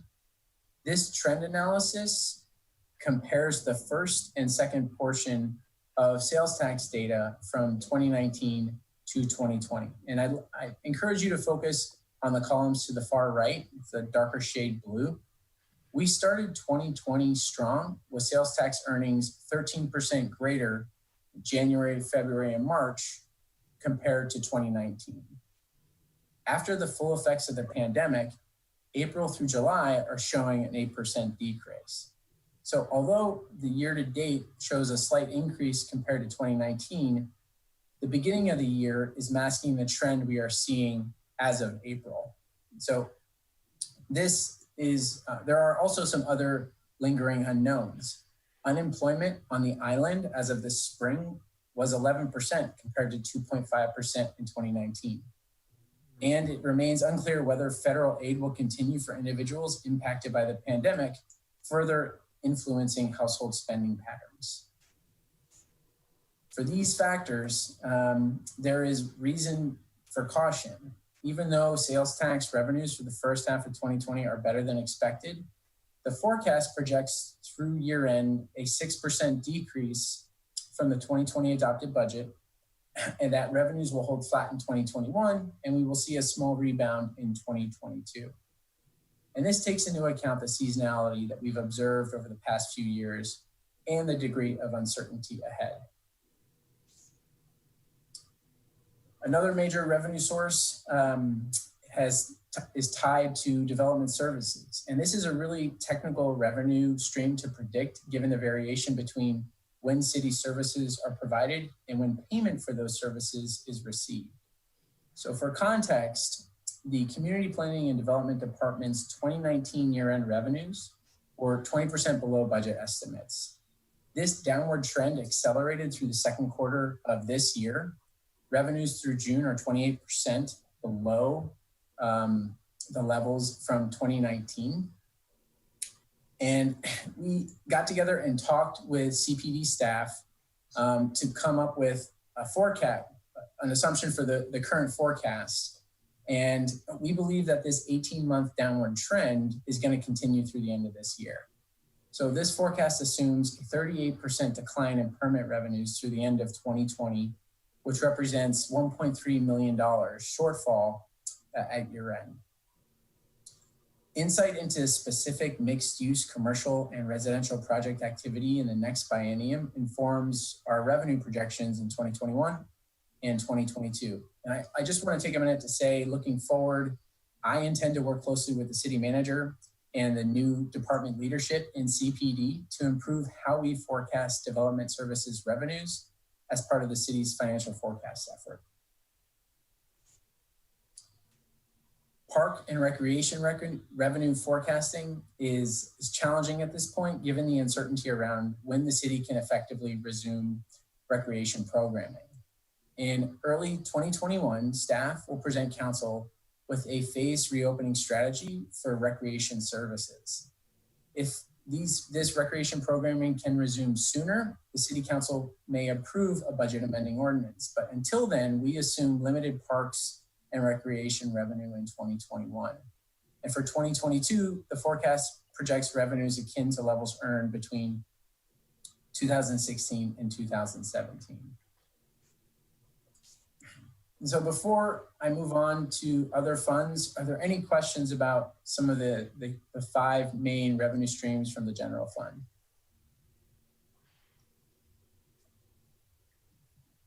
I don't see anybody. Oh, we have Mr. Mack, yeah. Yeah, Councilmember Neese. So I wanted to ask about a category of revenue that used to be called deferred revenue that was related to CPD. Do you have that balance? I'm not finding it. Deferred revenue. Yeah. So it'd be a bucket of a fund balance bucket related to CPD that was effectively permit fees collected related to work that would be in the next or some future periods or years. Okay, that is new to me. I'm going to go ahead. One. Hi, this is Lawan Tully, your Deputy Finance Director, and I can give you an estimate of what the deferred revenue was from CPD permit revenue at the end of 2019, and it's in the $300,000 ballpark. The way that works is those are dollars where the permit money was collected during 2019, but the work that needs to be done to earn those dollars, meaning the work to review the permits, monitor the projects, anything that goes in what those permit dollars cover, wasn't anticipated to be done until 2020. We look at that once a year and decide whether there's additional dollars to defer for 2021 or if those dollars can be earned. But the specific question, it's in the ballpark of about $300,000 at the end of 2019. And what is the balance in that now? Again, we look at it just once a year, so we will look at that in the fourth quarter to see how or whether or not it needs to be adjusted for 2020. And do you recall that fund having a balance at some point in time in recent history around 750,000? I'm sorry, I didn't hear that. Can you repeat that? Do you recall that fund balance having a recent balance around 750,000? Was there some appropriation out of it that happened that drew it down? It used to be about double what you're suggesting it was coming into 2020. I don't recall, but we can certainly find out. That 750,000 sounds high to me, but again, we can certainly get you the details. So one thing that would be very useful is to know over the years what that deferred revenue number was year over year. And I assume that whatever went down by and up, the net was allocated to the current budget. And I suppose in the year it was deferred to be applied to. Yeah, the intent is to match it to when the expenditures happen for what that permit dollars covers. Yeah, and so my follow-along question to that would be, since the revenue target was not attained and there is deferred revenue, I assume for 2021, is there a case to be made to pull that revenue forward and apply it to the deficit that is created itself in 2020? Correct. If the permits are complete and it can be earned and matched against expenditures, certainly we would do that. Well, another way of stating it is maybe the permit fees were not commensurate with the expenses related to them. And so a pulling forward of it could be related to a whiff on the estimate of what it costs to actually go out and convert a permit versus the work being done. I mean, I don't know the answer to that question. Somebody's looking at the 1.3 million and saying to themselves, did development drop off so dramatically, or did we not really collect the right amount of money to do the work? Councilmember Reese, why don't we work on getting the numbers together for the last few years and look at what was collected and then what was actually expended, and then we can get back to you with that information and see if the answer to your question arises within that information. That's fine. Thanks. Thank you, Councilmember Jacobson.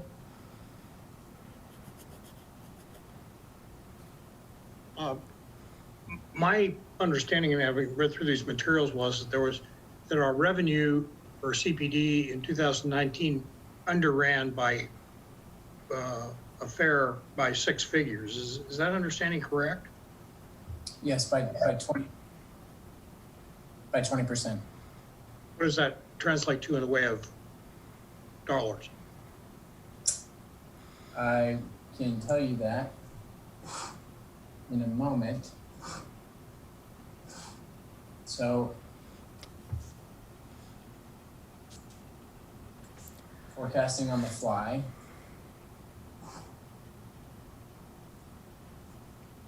So in 2019, we brought in 2.8 million in actual revenues, and I don't have the figure in front of me of what we budgeted. Lawan, could you look at that and we can continue on and we'll come back at the end and give that information to Council. And I had a follow-on question on what I saw as page 21 of your presentation, Matt, which is, I think, different from what we got in the packet, but maybe not.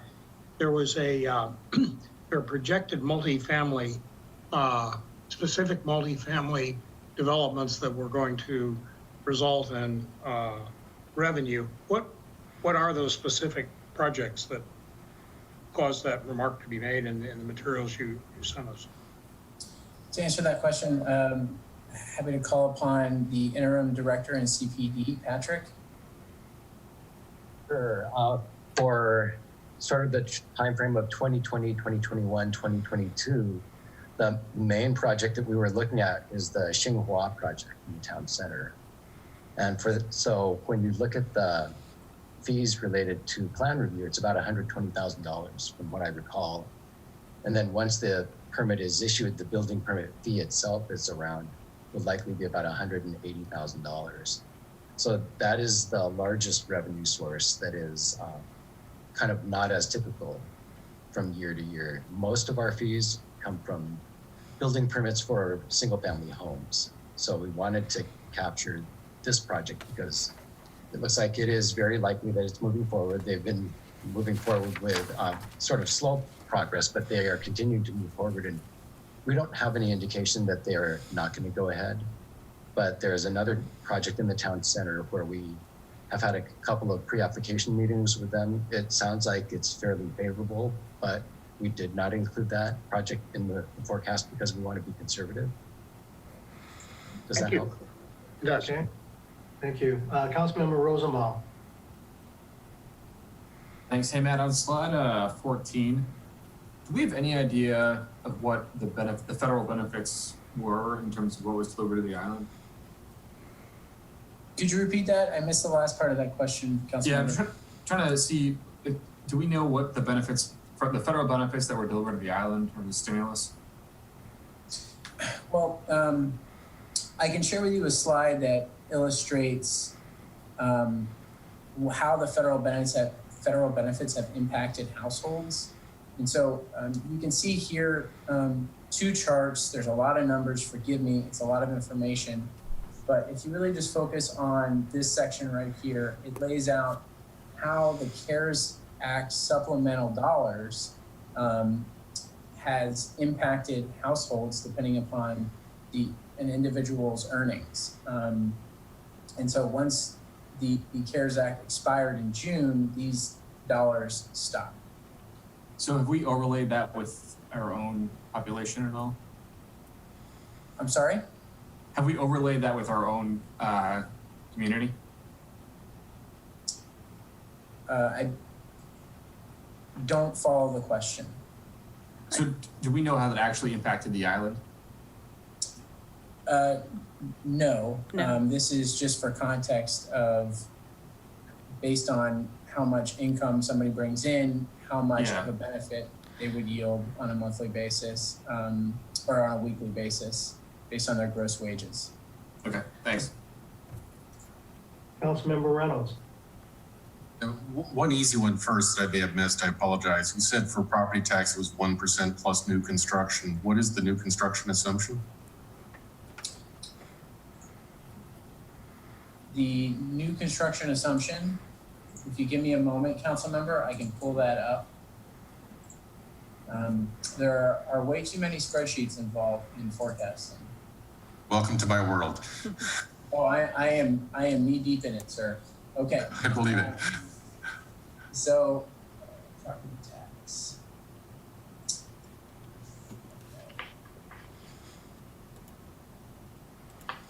Oh my gosh.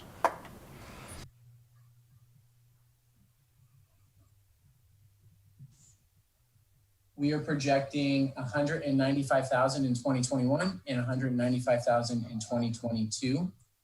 We project it will probably come under that once we get information from the King County Assessor's Office.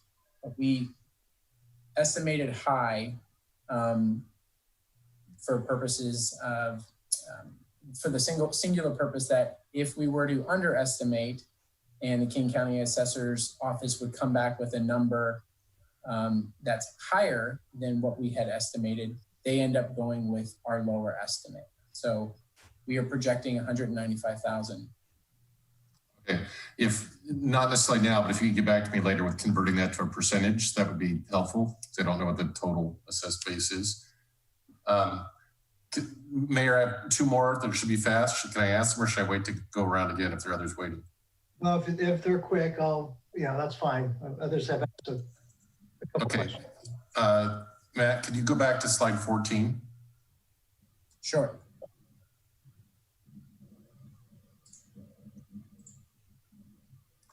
I'm just curious, looking at the sales tax patterns in 2019 when we didn't have the COVID impact, April to July was just so much higher than January to March. Is that something we see every year, and what's the driver of that? There is certainly seasonality involved in sales tax. I don't have 2018 pulled up in front of me, but our forecast is designed to take into account the seasonality that we see throughout the year, year after year. And we put more emphasis on the most recent 2 years than we do on data that's older than that. Okay, and the last one might be harder, and maybe it's a topic for the next time you're back when you talk about expenditures, but I would be curious in your sense or a sense from Patrick of the where the chicken and egg problem lies with the revenue in CPD. In particular, is the revenue down because we don't have enough staff to process the permits and the inspections, or you know, what's the driver there? If we had more staff, would we have more revenue? I guess is what I'm asking. I think it's probably more nuanced than that. The more, the deeper we go into the more layers we remove from the onion, the more I'm seeing that there's just a misalignment between what we project and what's actually happening, and the fact that we don't cost the services that are being provided on a project by project basis. We work off estimates, and so that is kind of a fundamental limitation in how we are projecting what's actually happening. And plus, since the code has been updated in 2018, the residential building code, it has led to more in-depth reviews and longer review times. And so we are well positioned to bring in an outside firm to do a comprehensive fee study so that we can better understand what exactly is going on and where we can create a better foundation and how we at least forecast what kind of revenues we should be bringing in based on the staff's workload, because staff is working very hard right now. There just seems to be some misalignment at the fundamental level of what we're doing within the department. Okay. And I, for one, would be very happy to see that fee study. And I'd also be curious when you come back looking at expenditures to know how this reduced revenues compare to the level of reduced expenses in CPD, how well those are lined up. Okay. I know in general, it should line up reasonably well. I'm hoping that it does, but. We think it does in building services, but in some of the other areas of services that the department provides, we think that there's some room for improvement. Okay, thank you. Councilmember Anderall. Yeah, hi, thanks. I may have missed my turn to ask about expenses because I did have some questions about the salaries. I don't know if that's going to come back around again, but since we're talking now specifically about revenues and sources of funds, I will ask the question that I have about that, and that is the contingency fund. And where are we funded right now based on the goal of 12.5%, and if we needed to draw it down, and I recognize that's not being recommended right now, where would staff think it would be prudent to draw it down to, depending on what the need for the funds are? Okay, so I was going to talk about the contingency fund later in the presentation, but I'm happy to jump to that now. Okay, well, it can wait. It was just, we were just talking about funds and sources of funds, so I thought maybe now was the time. Well, let's talk about it. So this slide that you're looking at lays out what the beginning balance of this year was for the contingency fund. We project at year end, the fund will be at 3.6 million, which is about 11% of the 2020.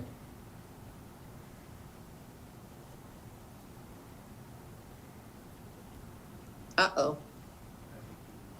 Matt, I think we lost you. I lost him. Yeah. Do you see him? Yeah, he just paused. Okay. Is there anybody else? We're getting in contact with the interim finance director. Are there any questions about this slide? Does this answer your question, Councilmember Anderell? It answers my question in terms of where we are. It doesn't answer my question in terms of, where it might be prudent to draw it down to. Right. And but we can come back to that when we get Matt back. When we get to that slide. Hopefully Matt comes back on here. As I recall, we also have a policy. I can't remember what the spread is, but I think I think 12.5% was what the council said. Yeah. Set. So But that doesn't answer Councilmember Hunterall's question, which is, where can we go to? Right. yeah. Yeah. And then like I said, I may have missed my turn on an opportunity to ask questions about the expenditures, but I did have a question that I sent out to folks earlier today to kind of explain the salaries and benefits on page 3 of the agenda bill, which was very, as of June 2020, very similar to June of 2019. And I felt like, for my understanding and the community's understanding, it would be good to know, given all of the staff cuts and everything, why those numbers were still so very close together. So I did do a follow-up email to the council, or to Councilmember Anderl, and then copied the council. So there are a few reasons why those numbers are close. One of them is that the fire union employees received their VIBA contributions at the beginning of the year. So it's a very large amount of money right in January. And then the other issue is that Q2 salary numbers include almost $60,000 in longevity payments to police officers who have left employment at the city. And also the Q2 salary numbers include just over $88,000 in cash outs due to employment layoffs or employees exiting the city. So these are one-time costs that were expected and communicated with the rollout of all of our phased reductions, but most of them didn't start until May. And so the Q2 numbers reflect a significant lift of one-time costs with only a few weeks of the actual payroll deductions from the staffing reductions. The other issue is many of our staffing reductions were in YFS, which of course impact the YFS fund and not the general fund, and that's the numbers that are in the agenda bill. We also did a number of casual labor reductions at the very beginning of the year, and the peak months for casual labor is the summer, so Q3, and so you won't see much of a difference until Q3. Those numbers will show a much more different amount for payroll and salaries. The other thing is that all of the employees that are in our EOC, our temporary employees, they are all being paid out of the general fund. And that's one-time funding this year to support all of our emergency operations. So there has been a downward trend with our gross payroll, which you could see if you went and looked at all the different payroll certifications. At the end of January, it was $841,000, and the last payroll was $702,000. So there is a general downward trend. Does that answer the questions that you had, Councilmember Randall? Great. And I don't know if we've been able to get. What was that? Looks like somebody's trying to call in. Hold on, I think Matt is. Just a second.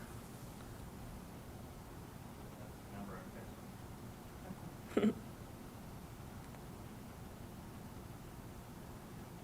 is Matt's number. Yeah, it is him.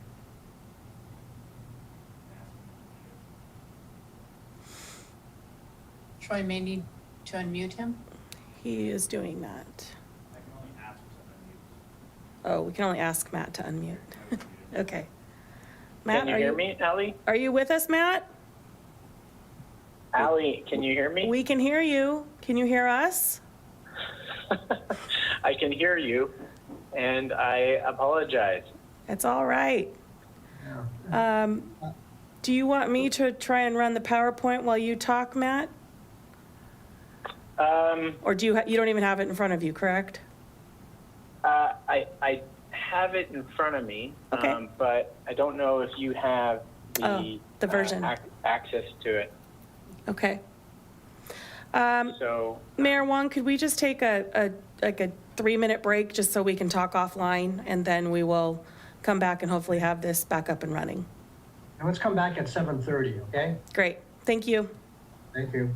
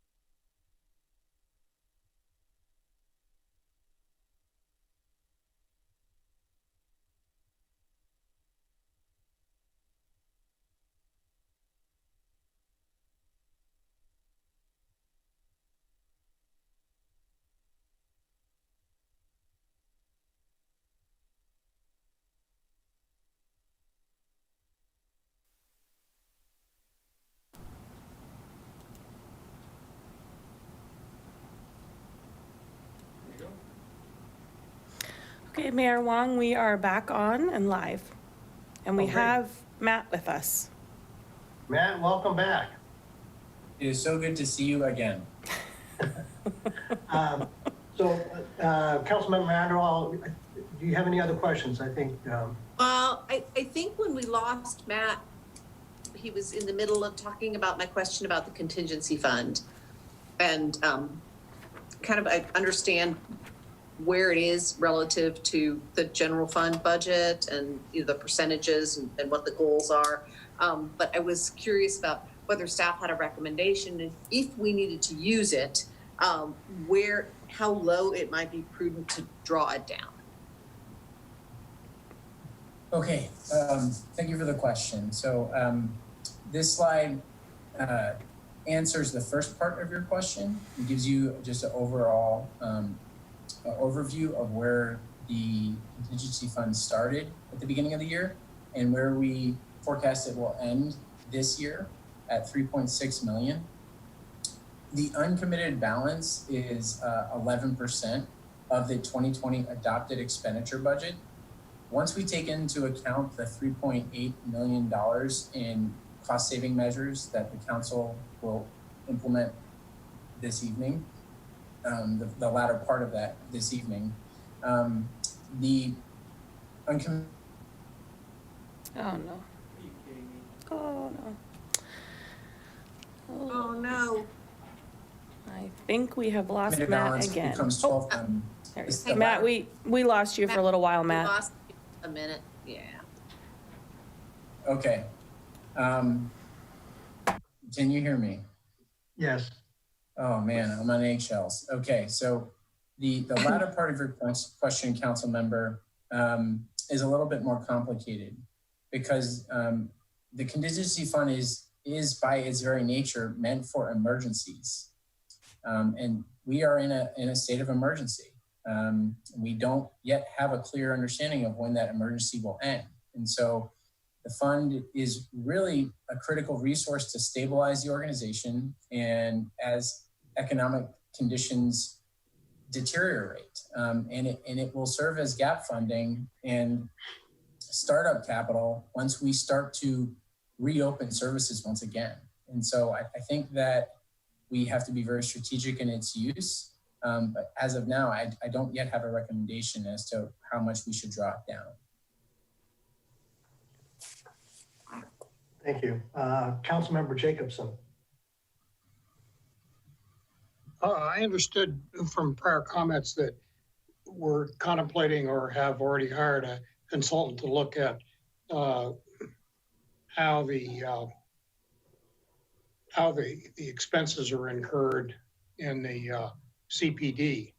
And my understanding was that we were implementing citywide a system by which each employee would be coding his or her time so that we could decide what it was really costing to do things.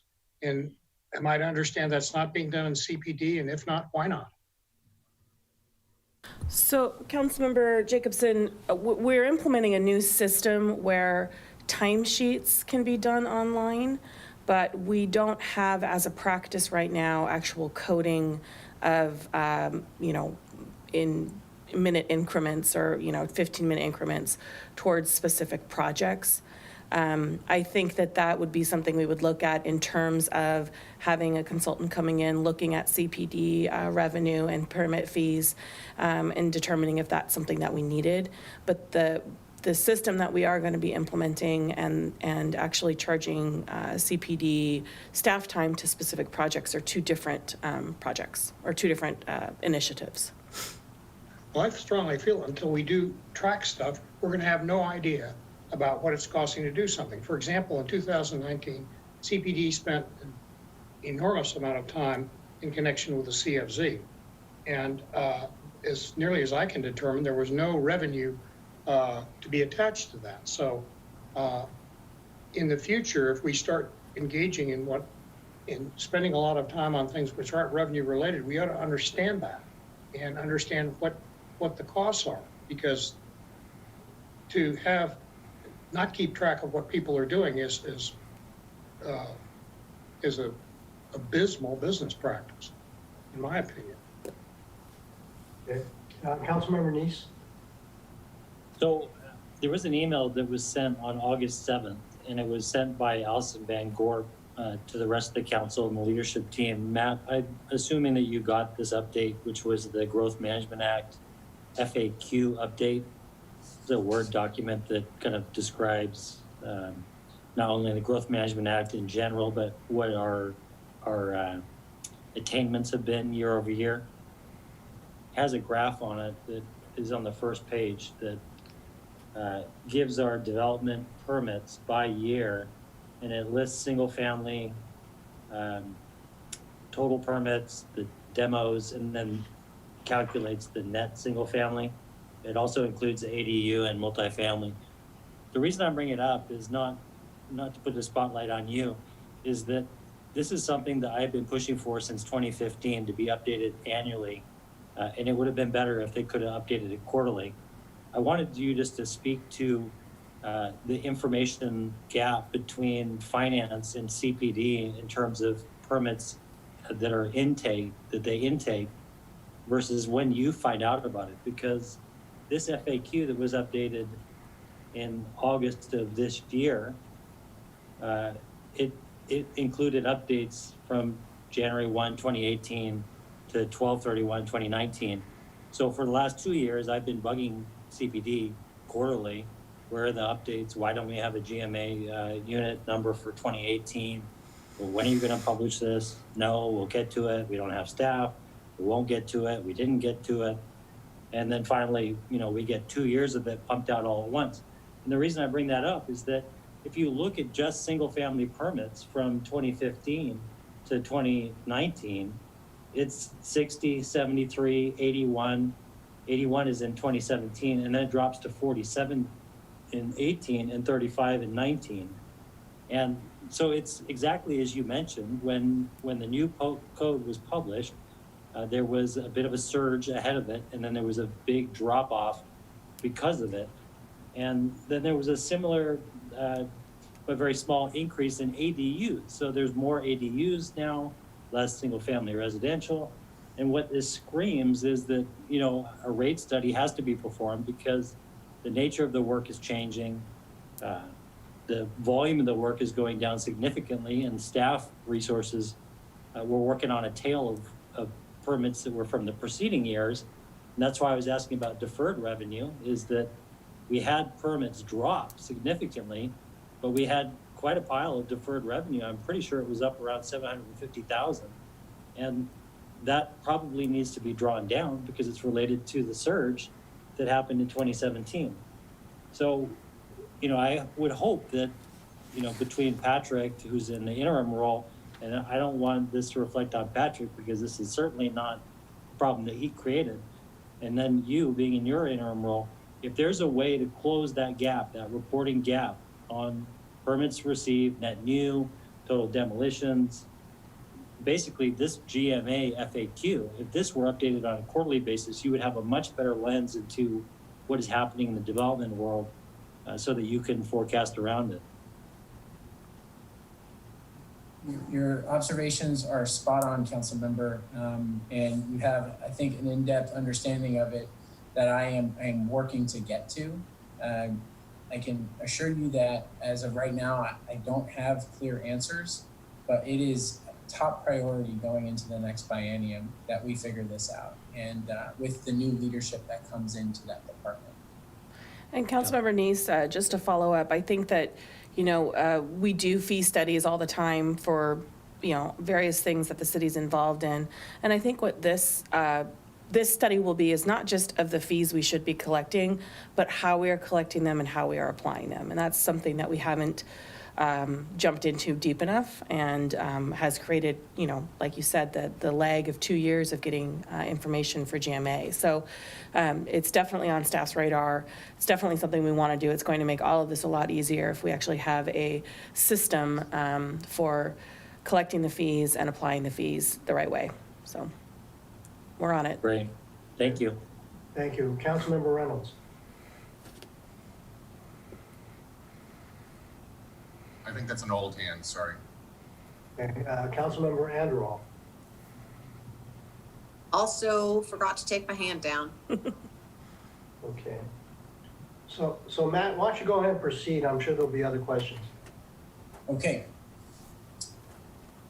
As part of this forecast, we evaluated other key revenue sources, and I figured I'd start with the real estate excise tax. So this chart includes annual REIT revenues going back to 2002, and it showcases the overall volatility of REIT because REIT revenues are tied to property sales.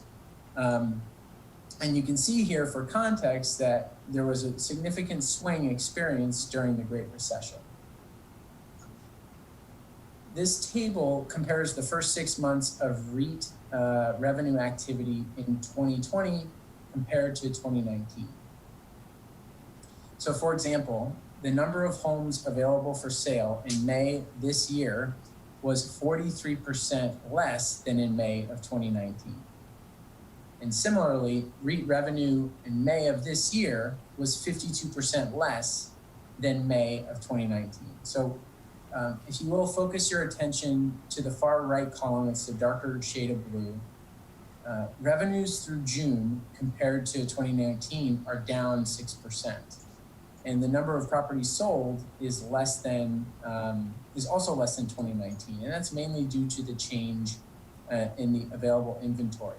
So compared to last year, at this point in time, there's 45% less properties available for sale. This lack of inventory and the trend analysis informs the September forecast projection of an 8% decrease from the 2020 adopted budget. And this is based on the average price of homes sold in 2020 to date, the number of homes sold, and the number of homes sold in the second half of the year, based on historical trends.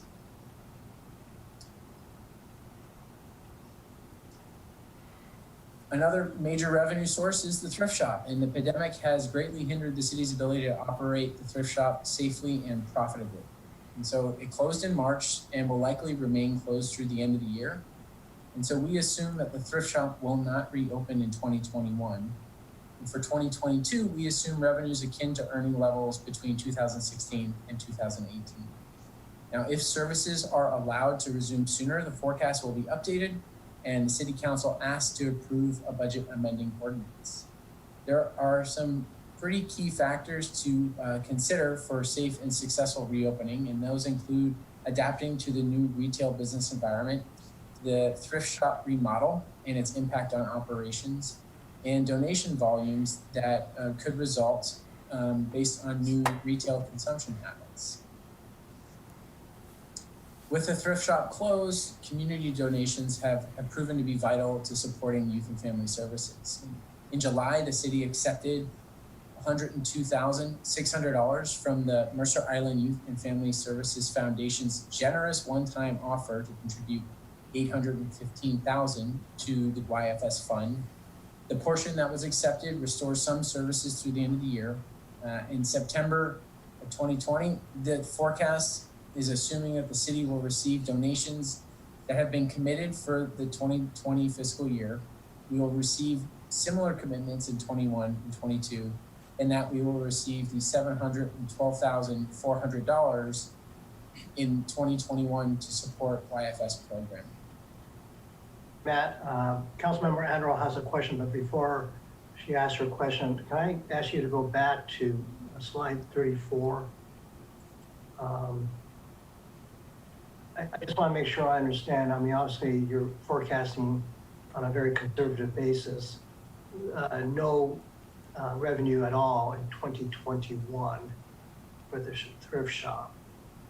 And again, I want to make sure I understand, obviously, depending upon what we decide to do in the remodeling, but is it pretty much being driven by the unknown as far as when things can open up? Is that really the basis? That is correct, Mayor. We do not have a basis to estimate when we can reopen it. The unknown is too great, and without a rational foundation, I don't want to run the risk of guessing when we can open it. So we're taking a conservative approach, I admit, of no revenues in 2021, knowing that the thrift shop is a very strong city operation and it does very, very well. And we are working behind the scenes to get it as open as soon as possible and operating. And so it is very likely that in 2021, hopefully early 2021, we will come forth with a reopening plan for the thrift shop, and council can amend the budget through a budget amending ordinance to undergo that opening. Just a quick follow-up. You know, I don't remember all the phases, but if it was completely open as it was before the pandemic, I assume that would be phase 4. Phase 3, do you know what level of operation would entail if it was a level, if we're in phase 3? I unfortunately cannot speak to that. If the police chief is on, our chief may have some insights that I don't have in regards to how the thrift shop could operate in phase 3.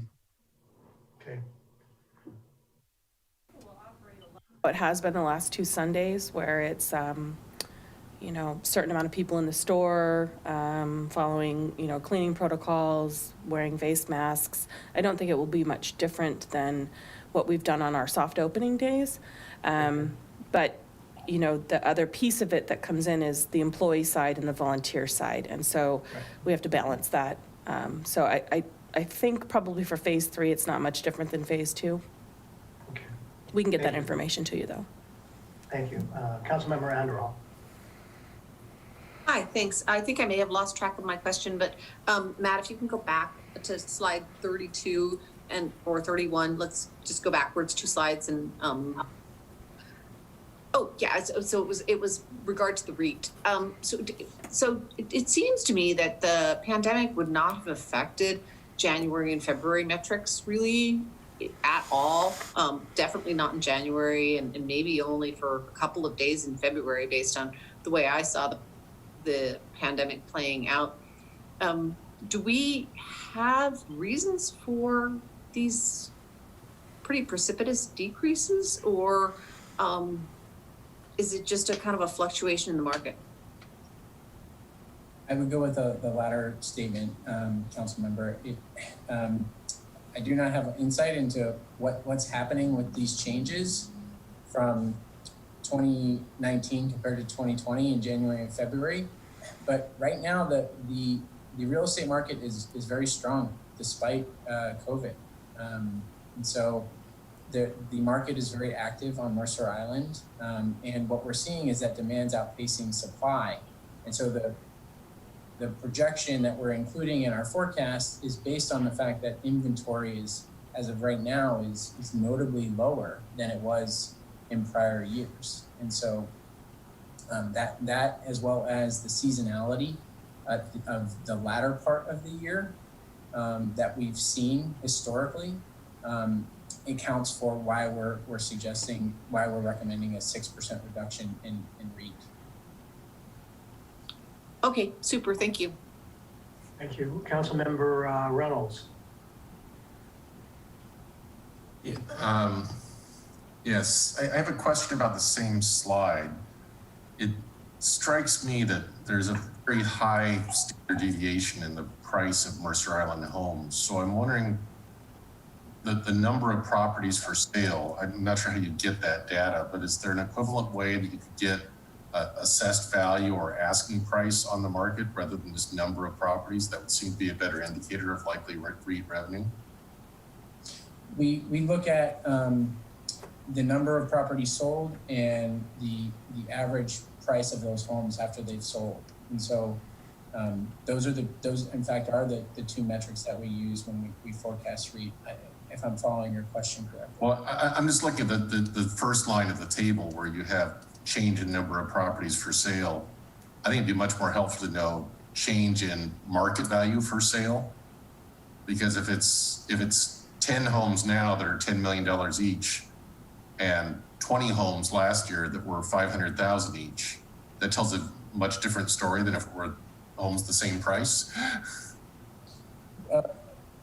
Correct. Okay, I follow your point, and your point is well taken. And I will note that the analysis that you see on this slide excludes property sales of 5 million or greater, so that we have an apples to apples comparison.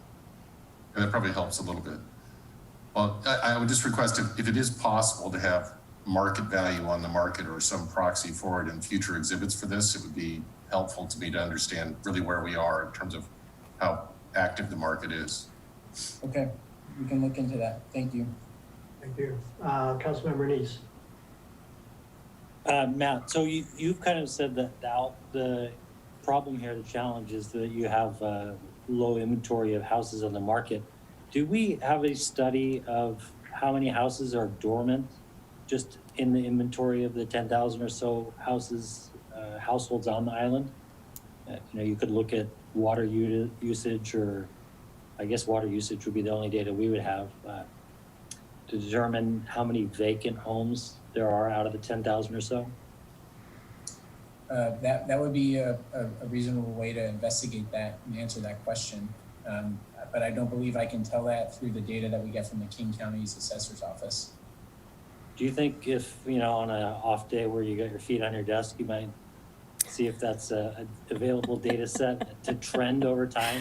I would want to know the trend.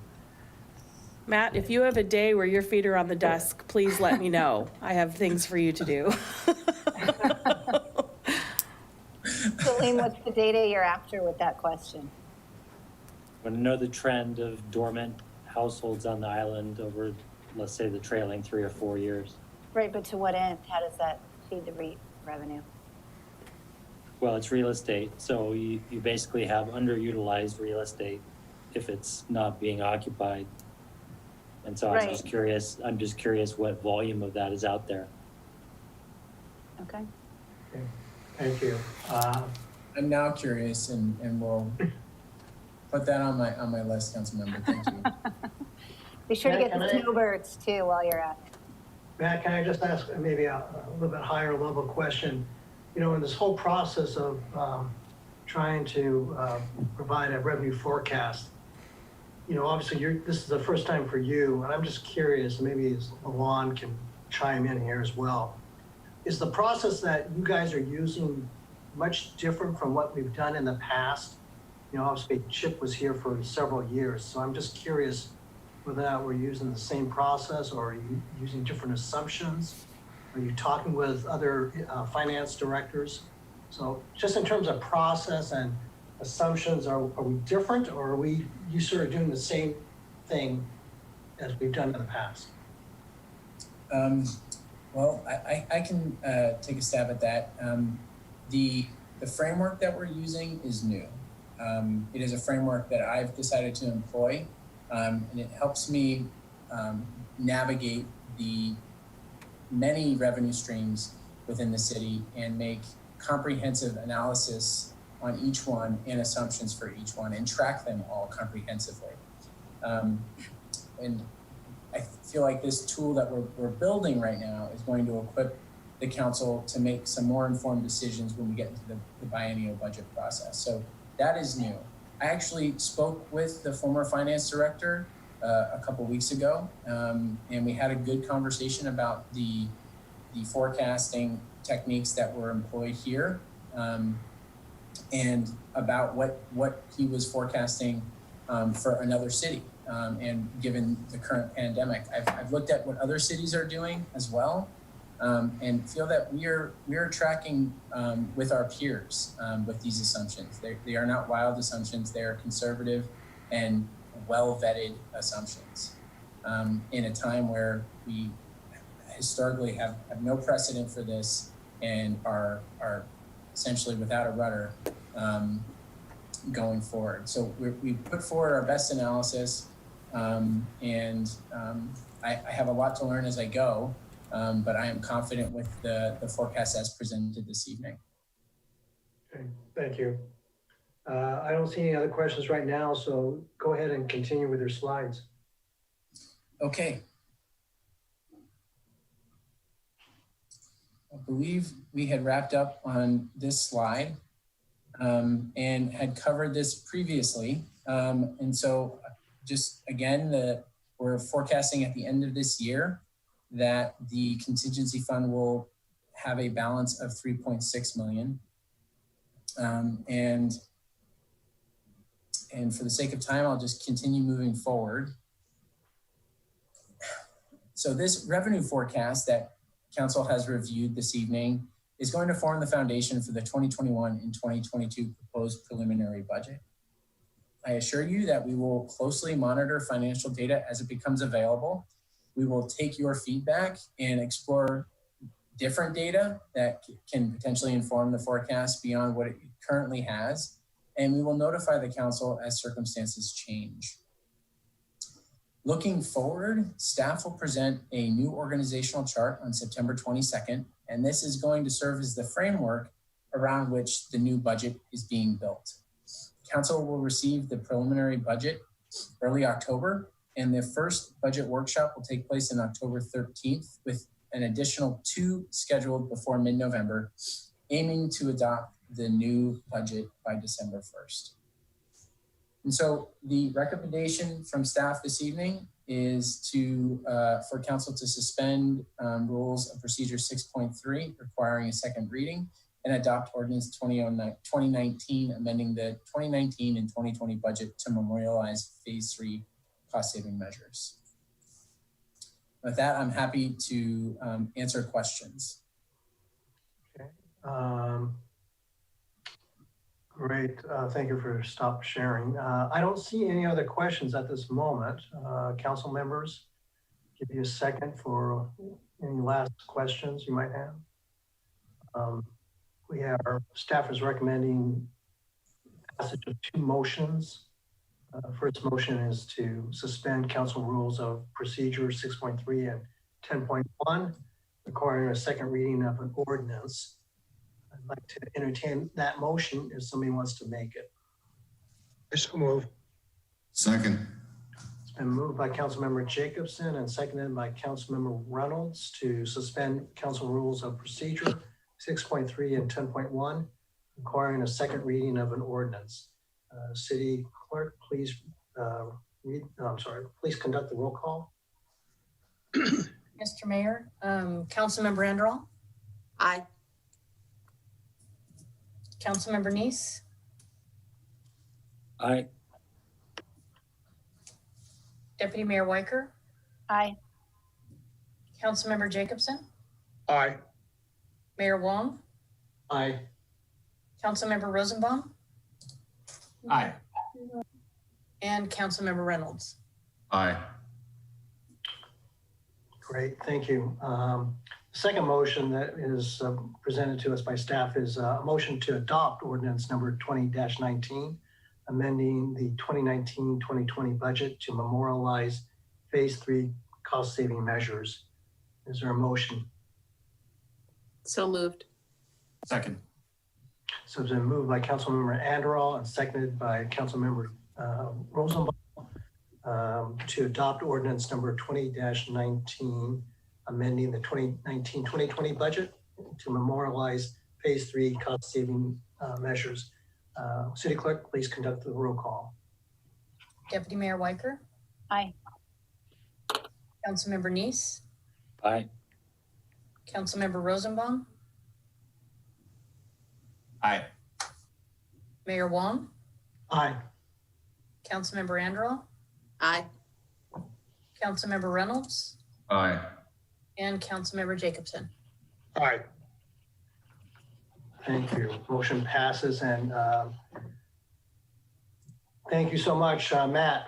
Quite a bit of work that you've undertaken, and obviously this whole budget process has just started. So I look forward to seeing your face every week from every meeting from here on out. But thanks again, and thanks Luan for your help as well. The final item of regular business is Agenda Bill 5742, the Town Center Moratorium Update and Findings of Fact, Ordinance number 20-18. This is the second reading, and we welcome Community Planning and Development Deputy Director Allison Van Gorp. Thank you, Mayor, and good evening, Council. Just give me a moment. I have a short presentation that I'm trying to pull up.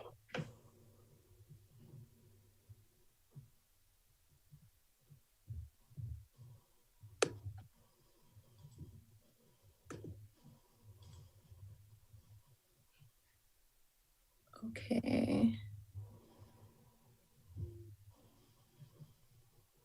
So you may remember that we had the first reading for this ordinance on August 4th. The council initially adopted ordinance number 2012, placing the moratorium on major new construction in town center. And then on July 21st, we held a public hearing related to that ordinance, and the council directed staff to amend the geographic extent of the moratorium. As I said, on August 4th, we had the first reading of ordinance number 20-18. And at that time, the council requested a second reading to allow additional time for public comment and feedback.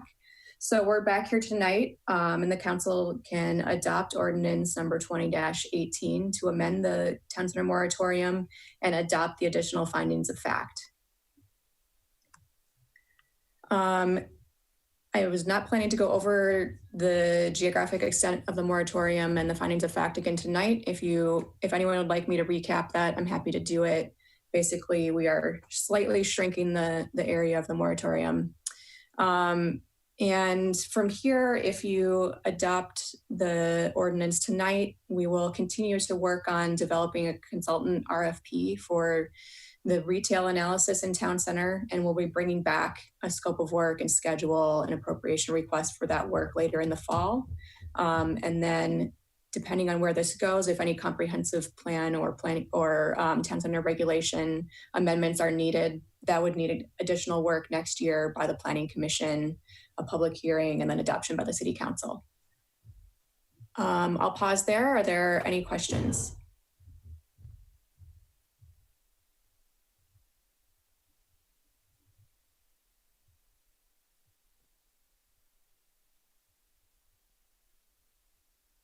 Mayor Wong, you're on mute. Oh, I'm sorry, I'm on mute. I was criticizing Councilmember Reynolds for being on mute. Councilmember Reynolds. I started speaking yet, but now I have. I just have a curiosity question for something I should know. I apologize, but we put in place a 6-month moratorium in the beginning of June. We're now at the beginning of September, 3 months, so we're halfway through. It's highly likely that before we're going to accomplish anything, that has to be extended, correct? And do we have the ability statutorily to do that? And where will that decision be made? That's correct. If the council does desire to extend the moratorium at the time when it would be expiring, I believe that's in November or early December, we would probably bring this back in late November to discuss an extension with the council. So I think we'll look at that over the next couple months and see how our progress is going. And if the council would like to extend the moratorium, we can do that. I mean, certainly if comp plan amendments are required, there's no way we're going to get that done in 3 months, correct? Absolutely, absolutely. So I think as we get into the retail analysis with a consultant, we can talk more about where we want to go with that. If the council does want to make comp plan or changes to regulations, then we would need to extend. Allison, will you stop sharing? Can you stop sharing your screen?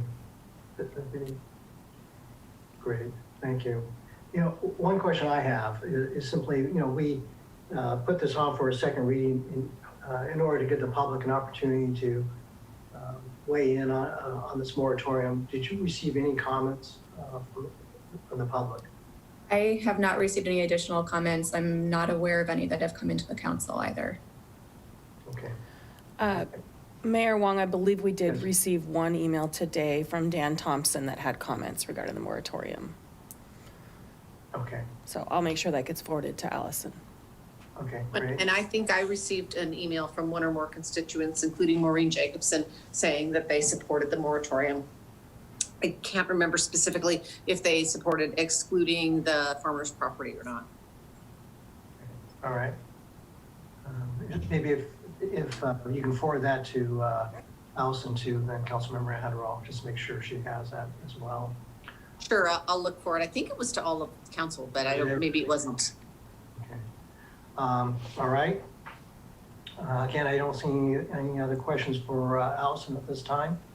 Well, I had my hand up, I think, Okay. but I didn't have questions. It wasn't to have questions for Allison. I was just more to make sure I had a chance to speak if there was a motion made. Yes, there will be. Oh, Councilmember Nice has a question or. Well, I was gonna make a motion because it seemed like we stalled out. So I'll move to adopt ordinance number 20-18, amending the scope of the town center moratorium and adopting additional findings of fact. Second. Been moved by Councilmember Nice and seconded by Deputy Mayor Weicker to adopt ordinance number 20-18, amending the scope of the town center moratorium and adopting additional findings of fact. Councilmember Nice, maker of the motion, do you want to speak to it? No, I'll let you move to the next person. Okay, Councilmember Anderall. Thank you. Yes, I still think this is a very, very, very bad idea to predetermine the scope of the moratorium where it was originally south of 29th, retail south of 29th. Now we seem to have some sort of a new rule. Well, if there's no retail there now, it's not so important, and so we can exclude that. But, you know, think about it.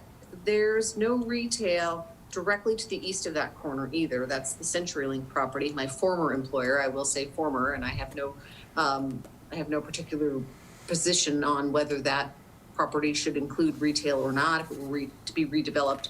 But it just seems really, really inconsistent with the purpose, intent, and scope of the moratorium to, in my view, arbitrarily exclude a very important corner in town center from a retail requirement just because it's currently a parking lot, or there's quote unquote no retail there now. I think if we want to look at retail south of 29th, we should look at retail south of 29th. And I feel really strongly that that would be a potentially viable corner, a potentially desirable corner for the people who live in that area to have some retail options. And I think that prejudging what should be subject to the moratorium or not right now is really inconsistent with doing a moratorium. So I could not be more strongly against this amendment, and I feel like I'm probably in the minority, but I'm gonna take all the time I can to speak about how strongly I feel about it. But that's probably all the time I can. Okay, thank you. Deputy Mayor Weicker, did you have a comment, or your hand was raised first? Yeah, I think I just wanted to reiterate that I think our whole intent with this exercise was to preserve retail and look at areas where we already have retail, given that we have capacity north of 29th that hasn't even been met yet. So Lisa, I appreciate your perspective, but I think the scope of this was to try to preserve some sort of affordable retail, which implied the older buildings we already have, and also consider what development is already coming closer to where our light rail is and where other multifamily buildings are. So I'm in favor of the current motion and look forward to getting this done so we can move on to what we do learn from the consultant that we're hiring to figure out what else can be done in the areas where we already have retail to strengthen that possibility. Great, thank you. Any other comments? Well, I guess, would it be consistent then to exclude the corner to the east of, to the east of that farmer's property? The old CenturyLink garage. I mean, I'm just really troubled by the inconsistency in thought. I have no particular bone of contention about whether the CenturyLink garage is included or not. I just really wish we had some sort of a consistent theme we were following. Well, Councilmember Anderall, you can certainly make a motion to amend the motion that we have, but we have a motion in front of us. Well, I haven't heard any request from a community member or business owner to exclude that property from the moratorium. I'm just talking about what is the consistency of our thought process.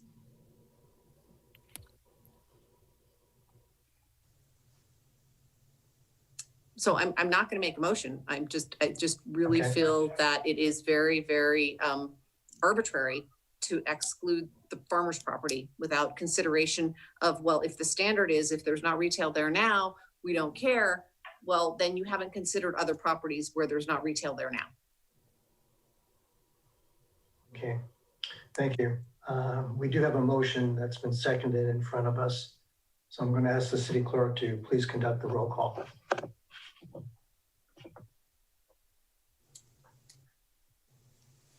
Thank you, Mr. Mayor. Turn back to my page. We have a motion by Councilmember Neese, and seconded by Deputy Mayor Weicker. Correct. Councilmember Reynolds, Aye. Deputy Mayor Weicker, Aye. Councilmember Anderl, Nay. Councilmember Jacobson, Aye.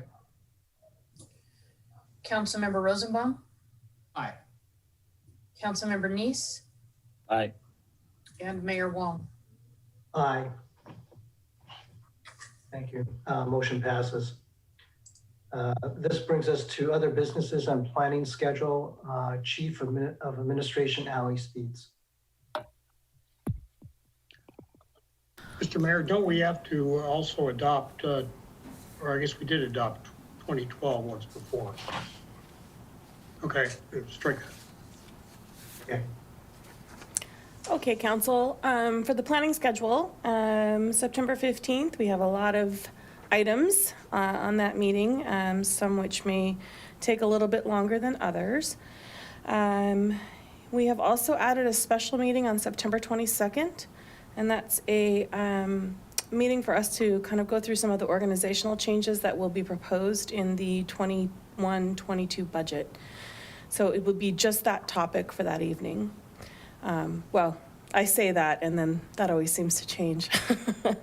And then, of course, on October 6th, we will be doing our first reading of the biennial budget. So we'll be working on that. And we have an October 13th meeting, special meeting for budget. Budget. Are there any questions about the planning schedule? Okay. None, right? No, I don't see anybody raising their hand, so we got the message, Ali. It's budget time. Budget. Budget, okay. Thank you. We now come to council member reports. We can start, Councilmember Anderl. Oh, hi. Yes, it looks like we might actually have a utility board meeting later this month. So if and when we do, I will report out on that. I don't have anything else. Great. Thank you. Councilmember Reynolds. Nothing to report. Councilmember Rosenbaum. Nothing to report. Councilmember Jacobson. Well, this isn't really in nature of a report, but tomorrow will be the 75th anniversary of the end of World War II with the signing of the surrender document on the Missouri. Councilmember Neese. Nothing to report. Deputy Mayor Weicker.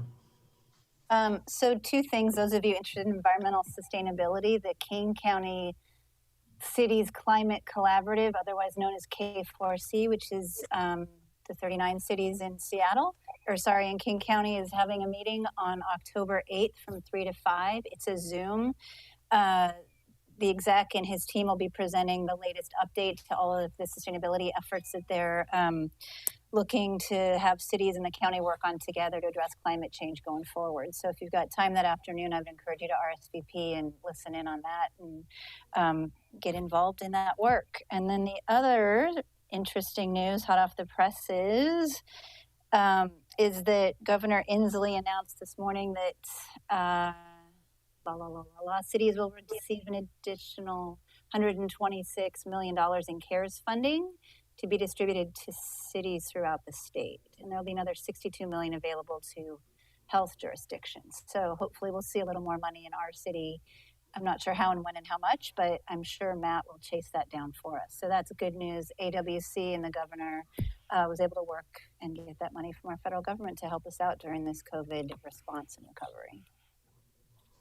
Great, thank you. That is good news. So the only thing I have to report is I did attend the AWC budgeting webinar on August 20, and I provided Amanda with all the materials, PowerPoints, other materials that were presented. And so if you want to see what was presented, some of it was interesting, some of it was not so interesting, but in any event, it is available. So if you want to see what was discussed, just contact Amanda. And that's all I have. And the next City Council meeting, the regular meeting, will be on September 15th, as our Chief of Administration mentioned a few minutes ago. So there will be no other business to come before the council. The time is now 8:16 p.m. and the meeting is adjourned. Please remain seated until the staff formally terminates the broadcast. Excuse me. Good evening and stay safe and healthy.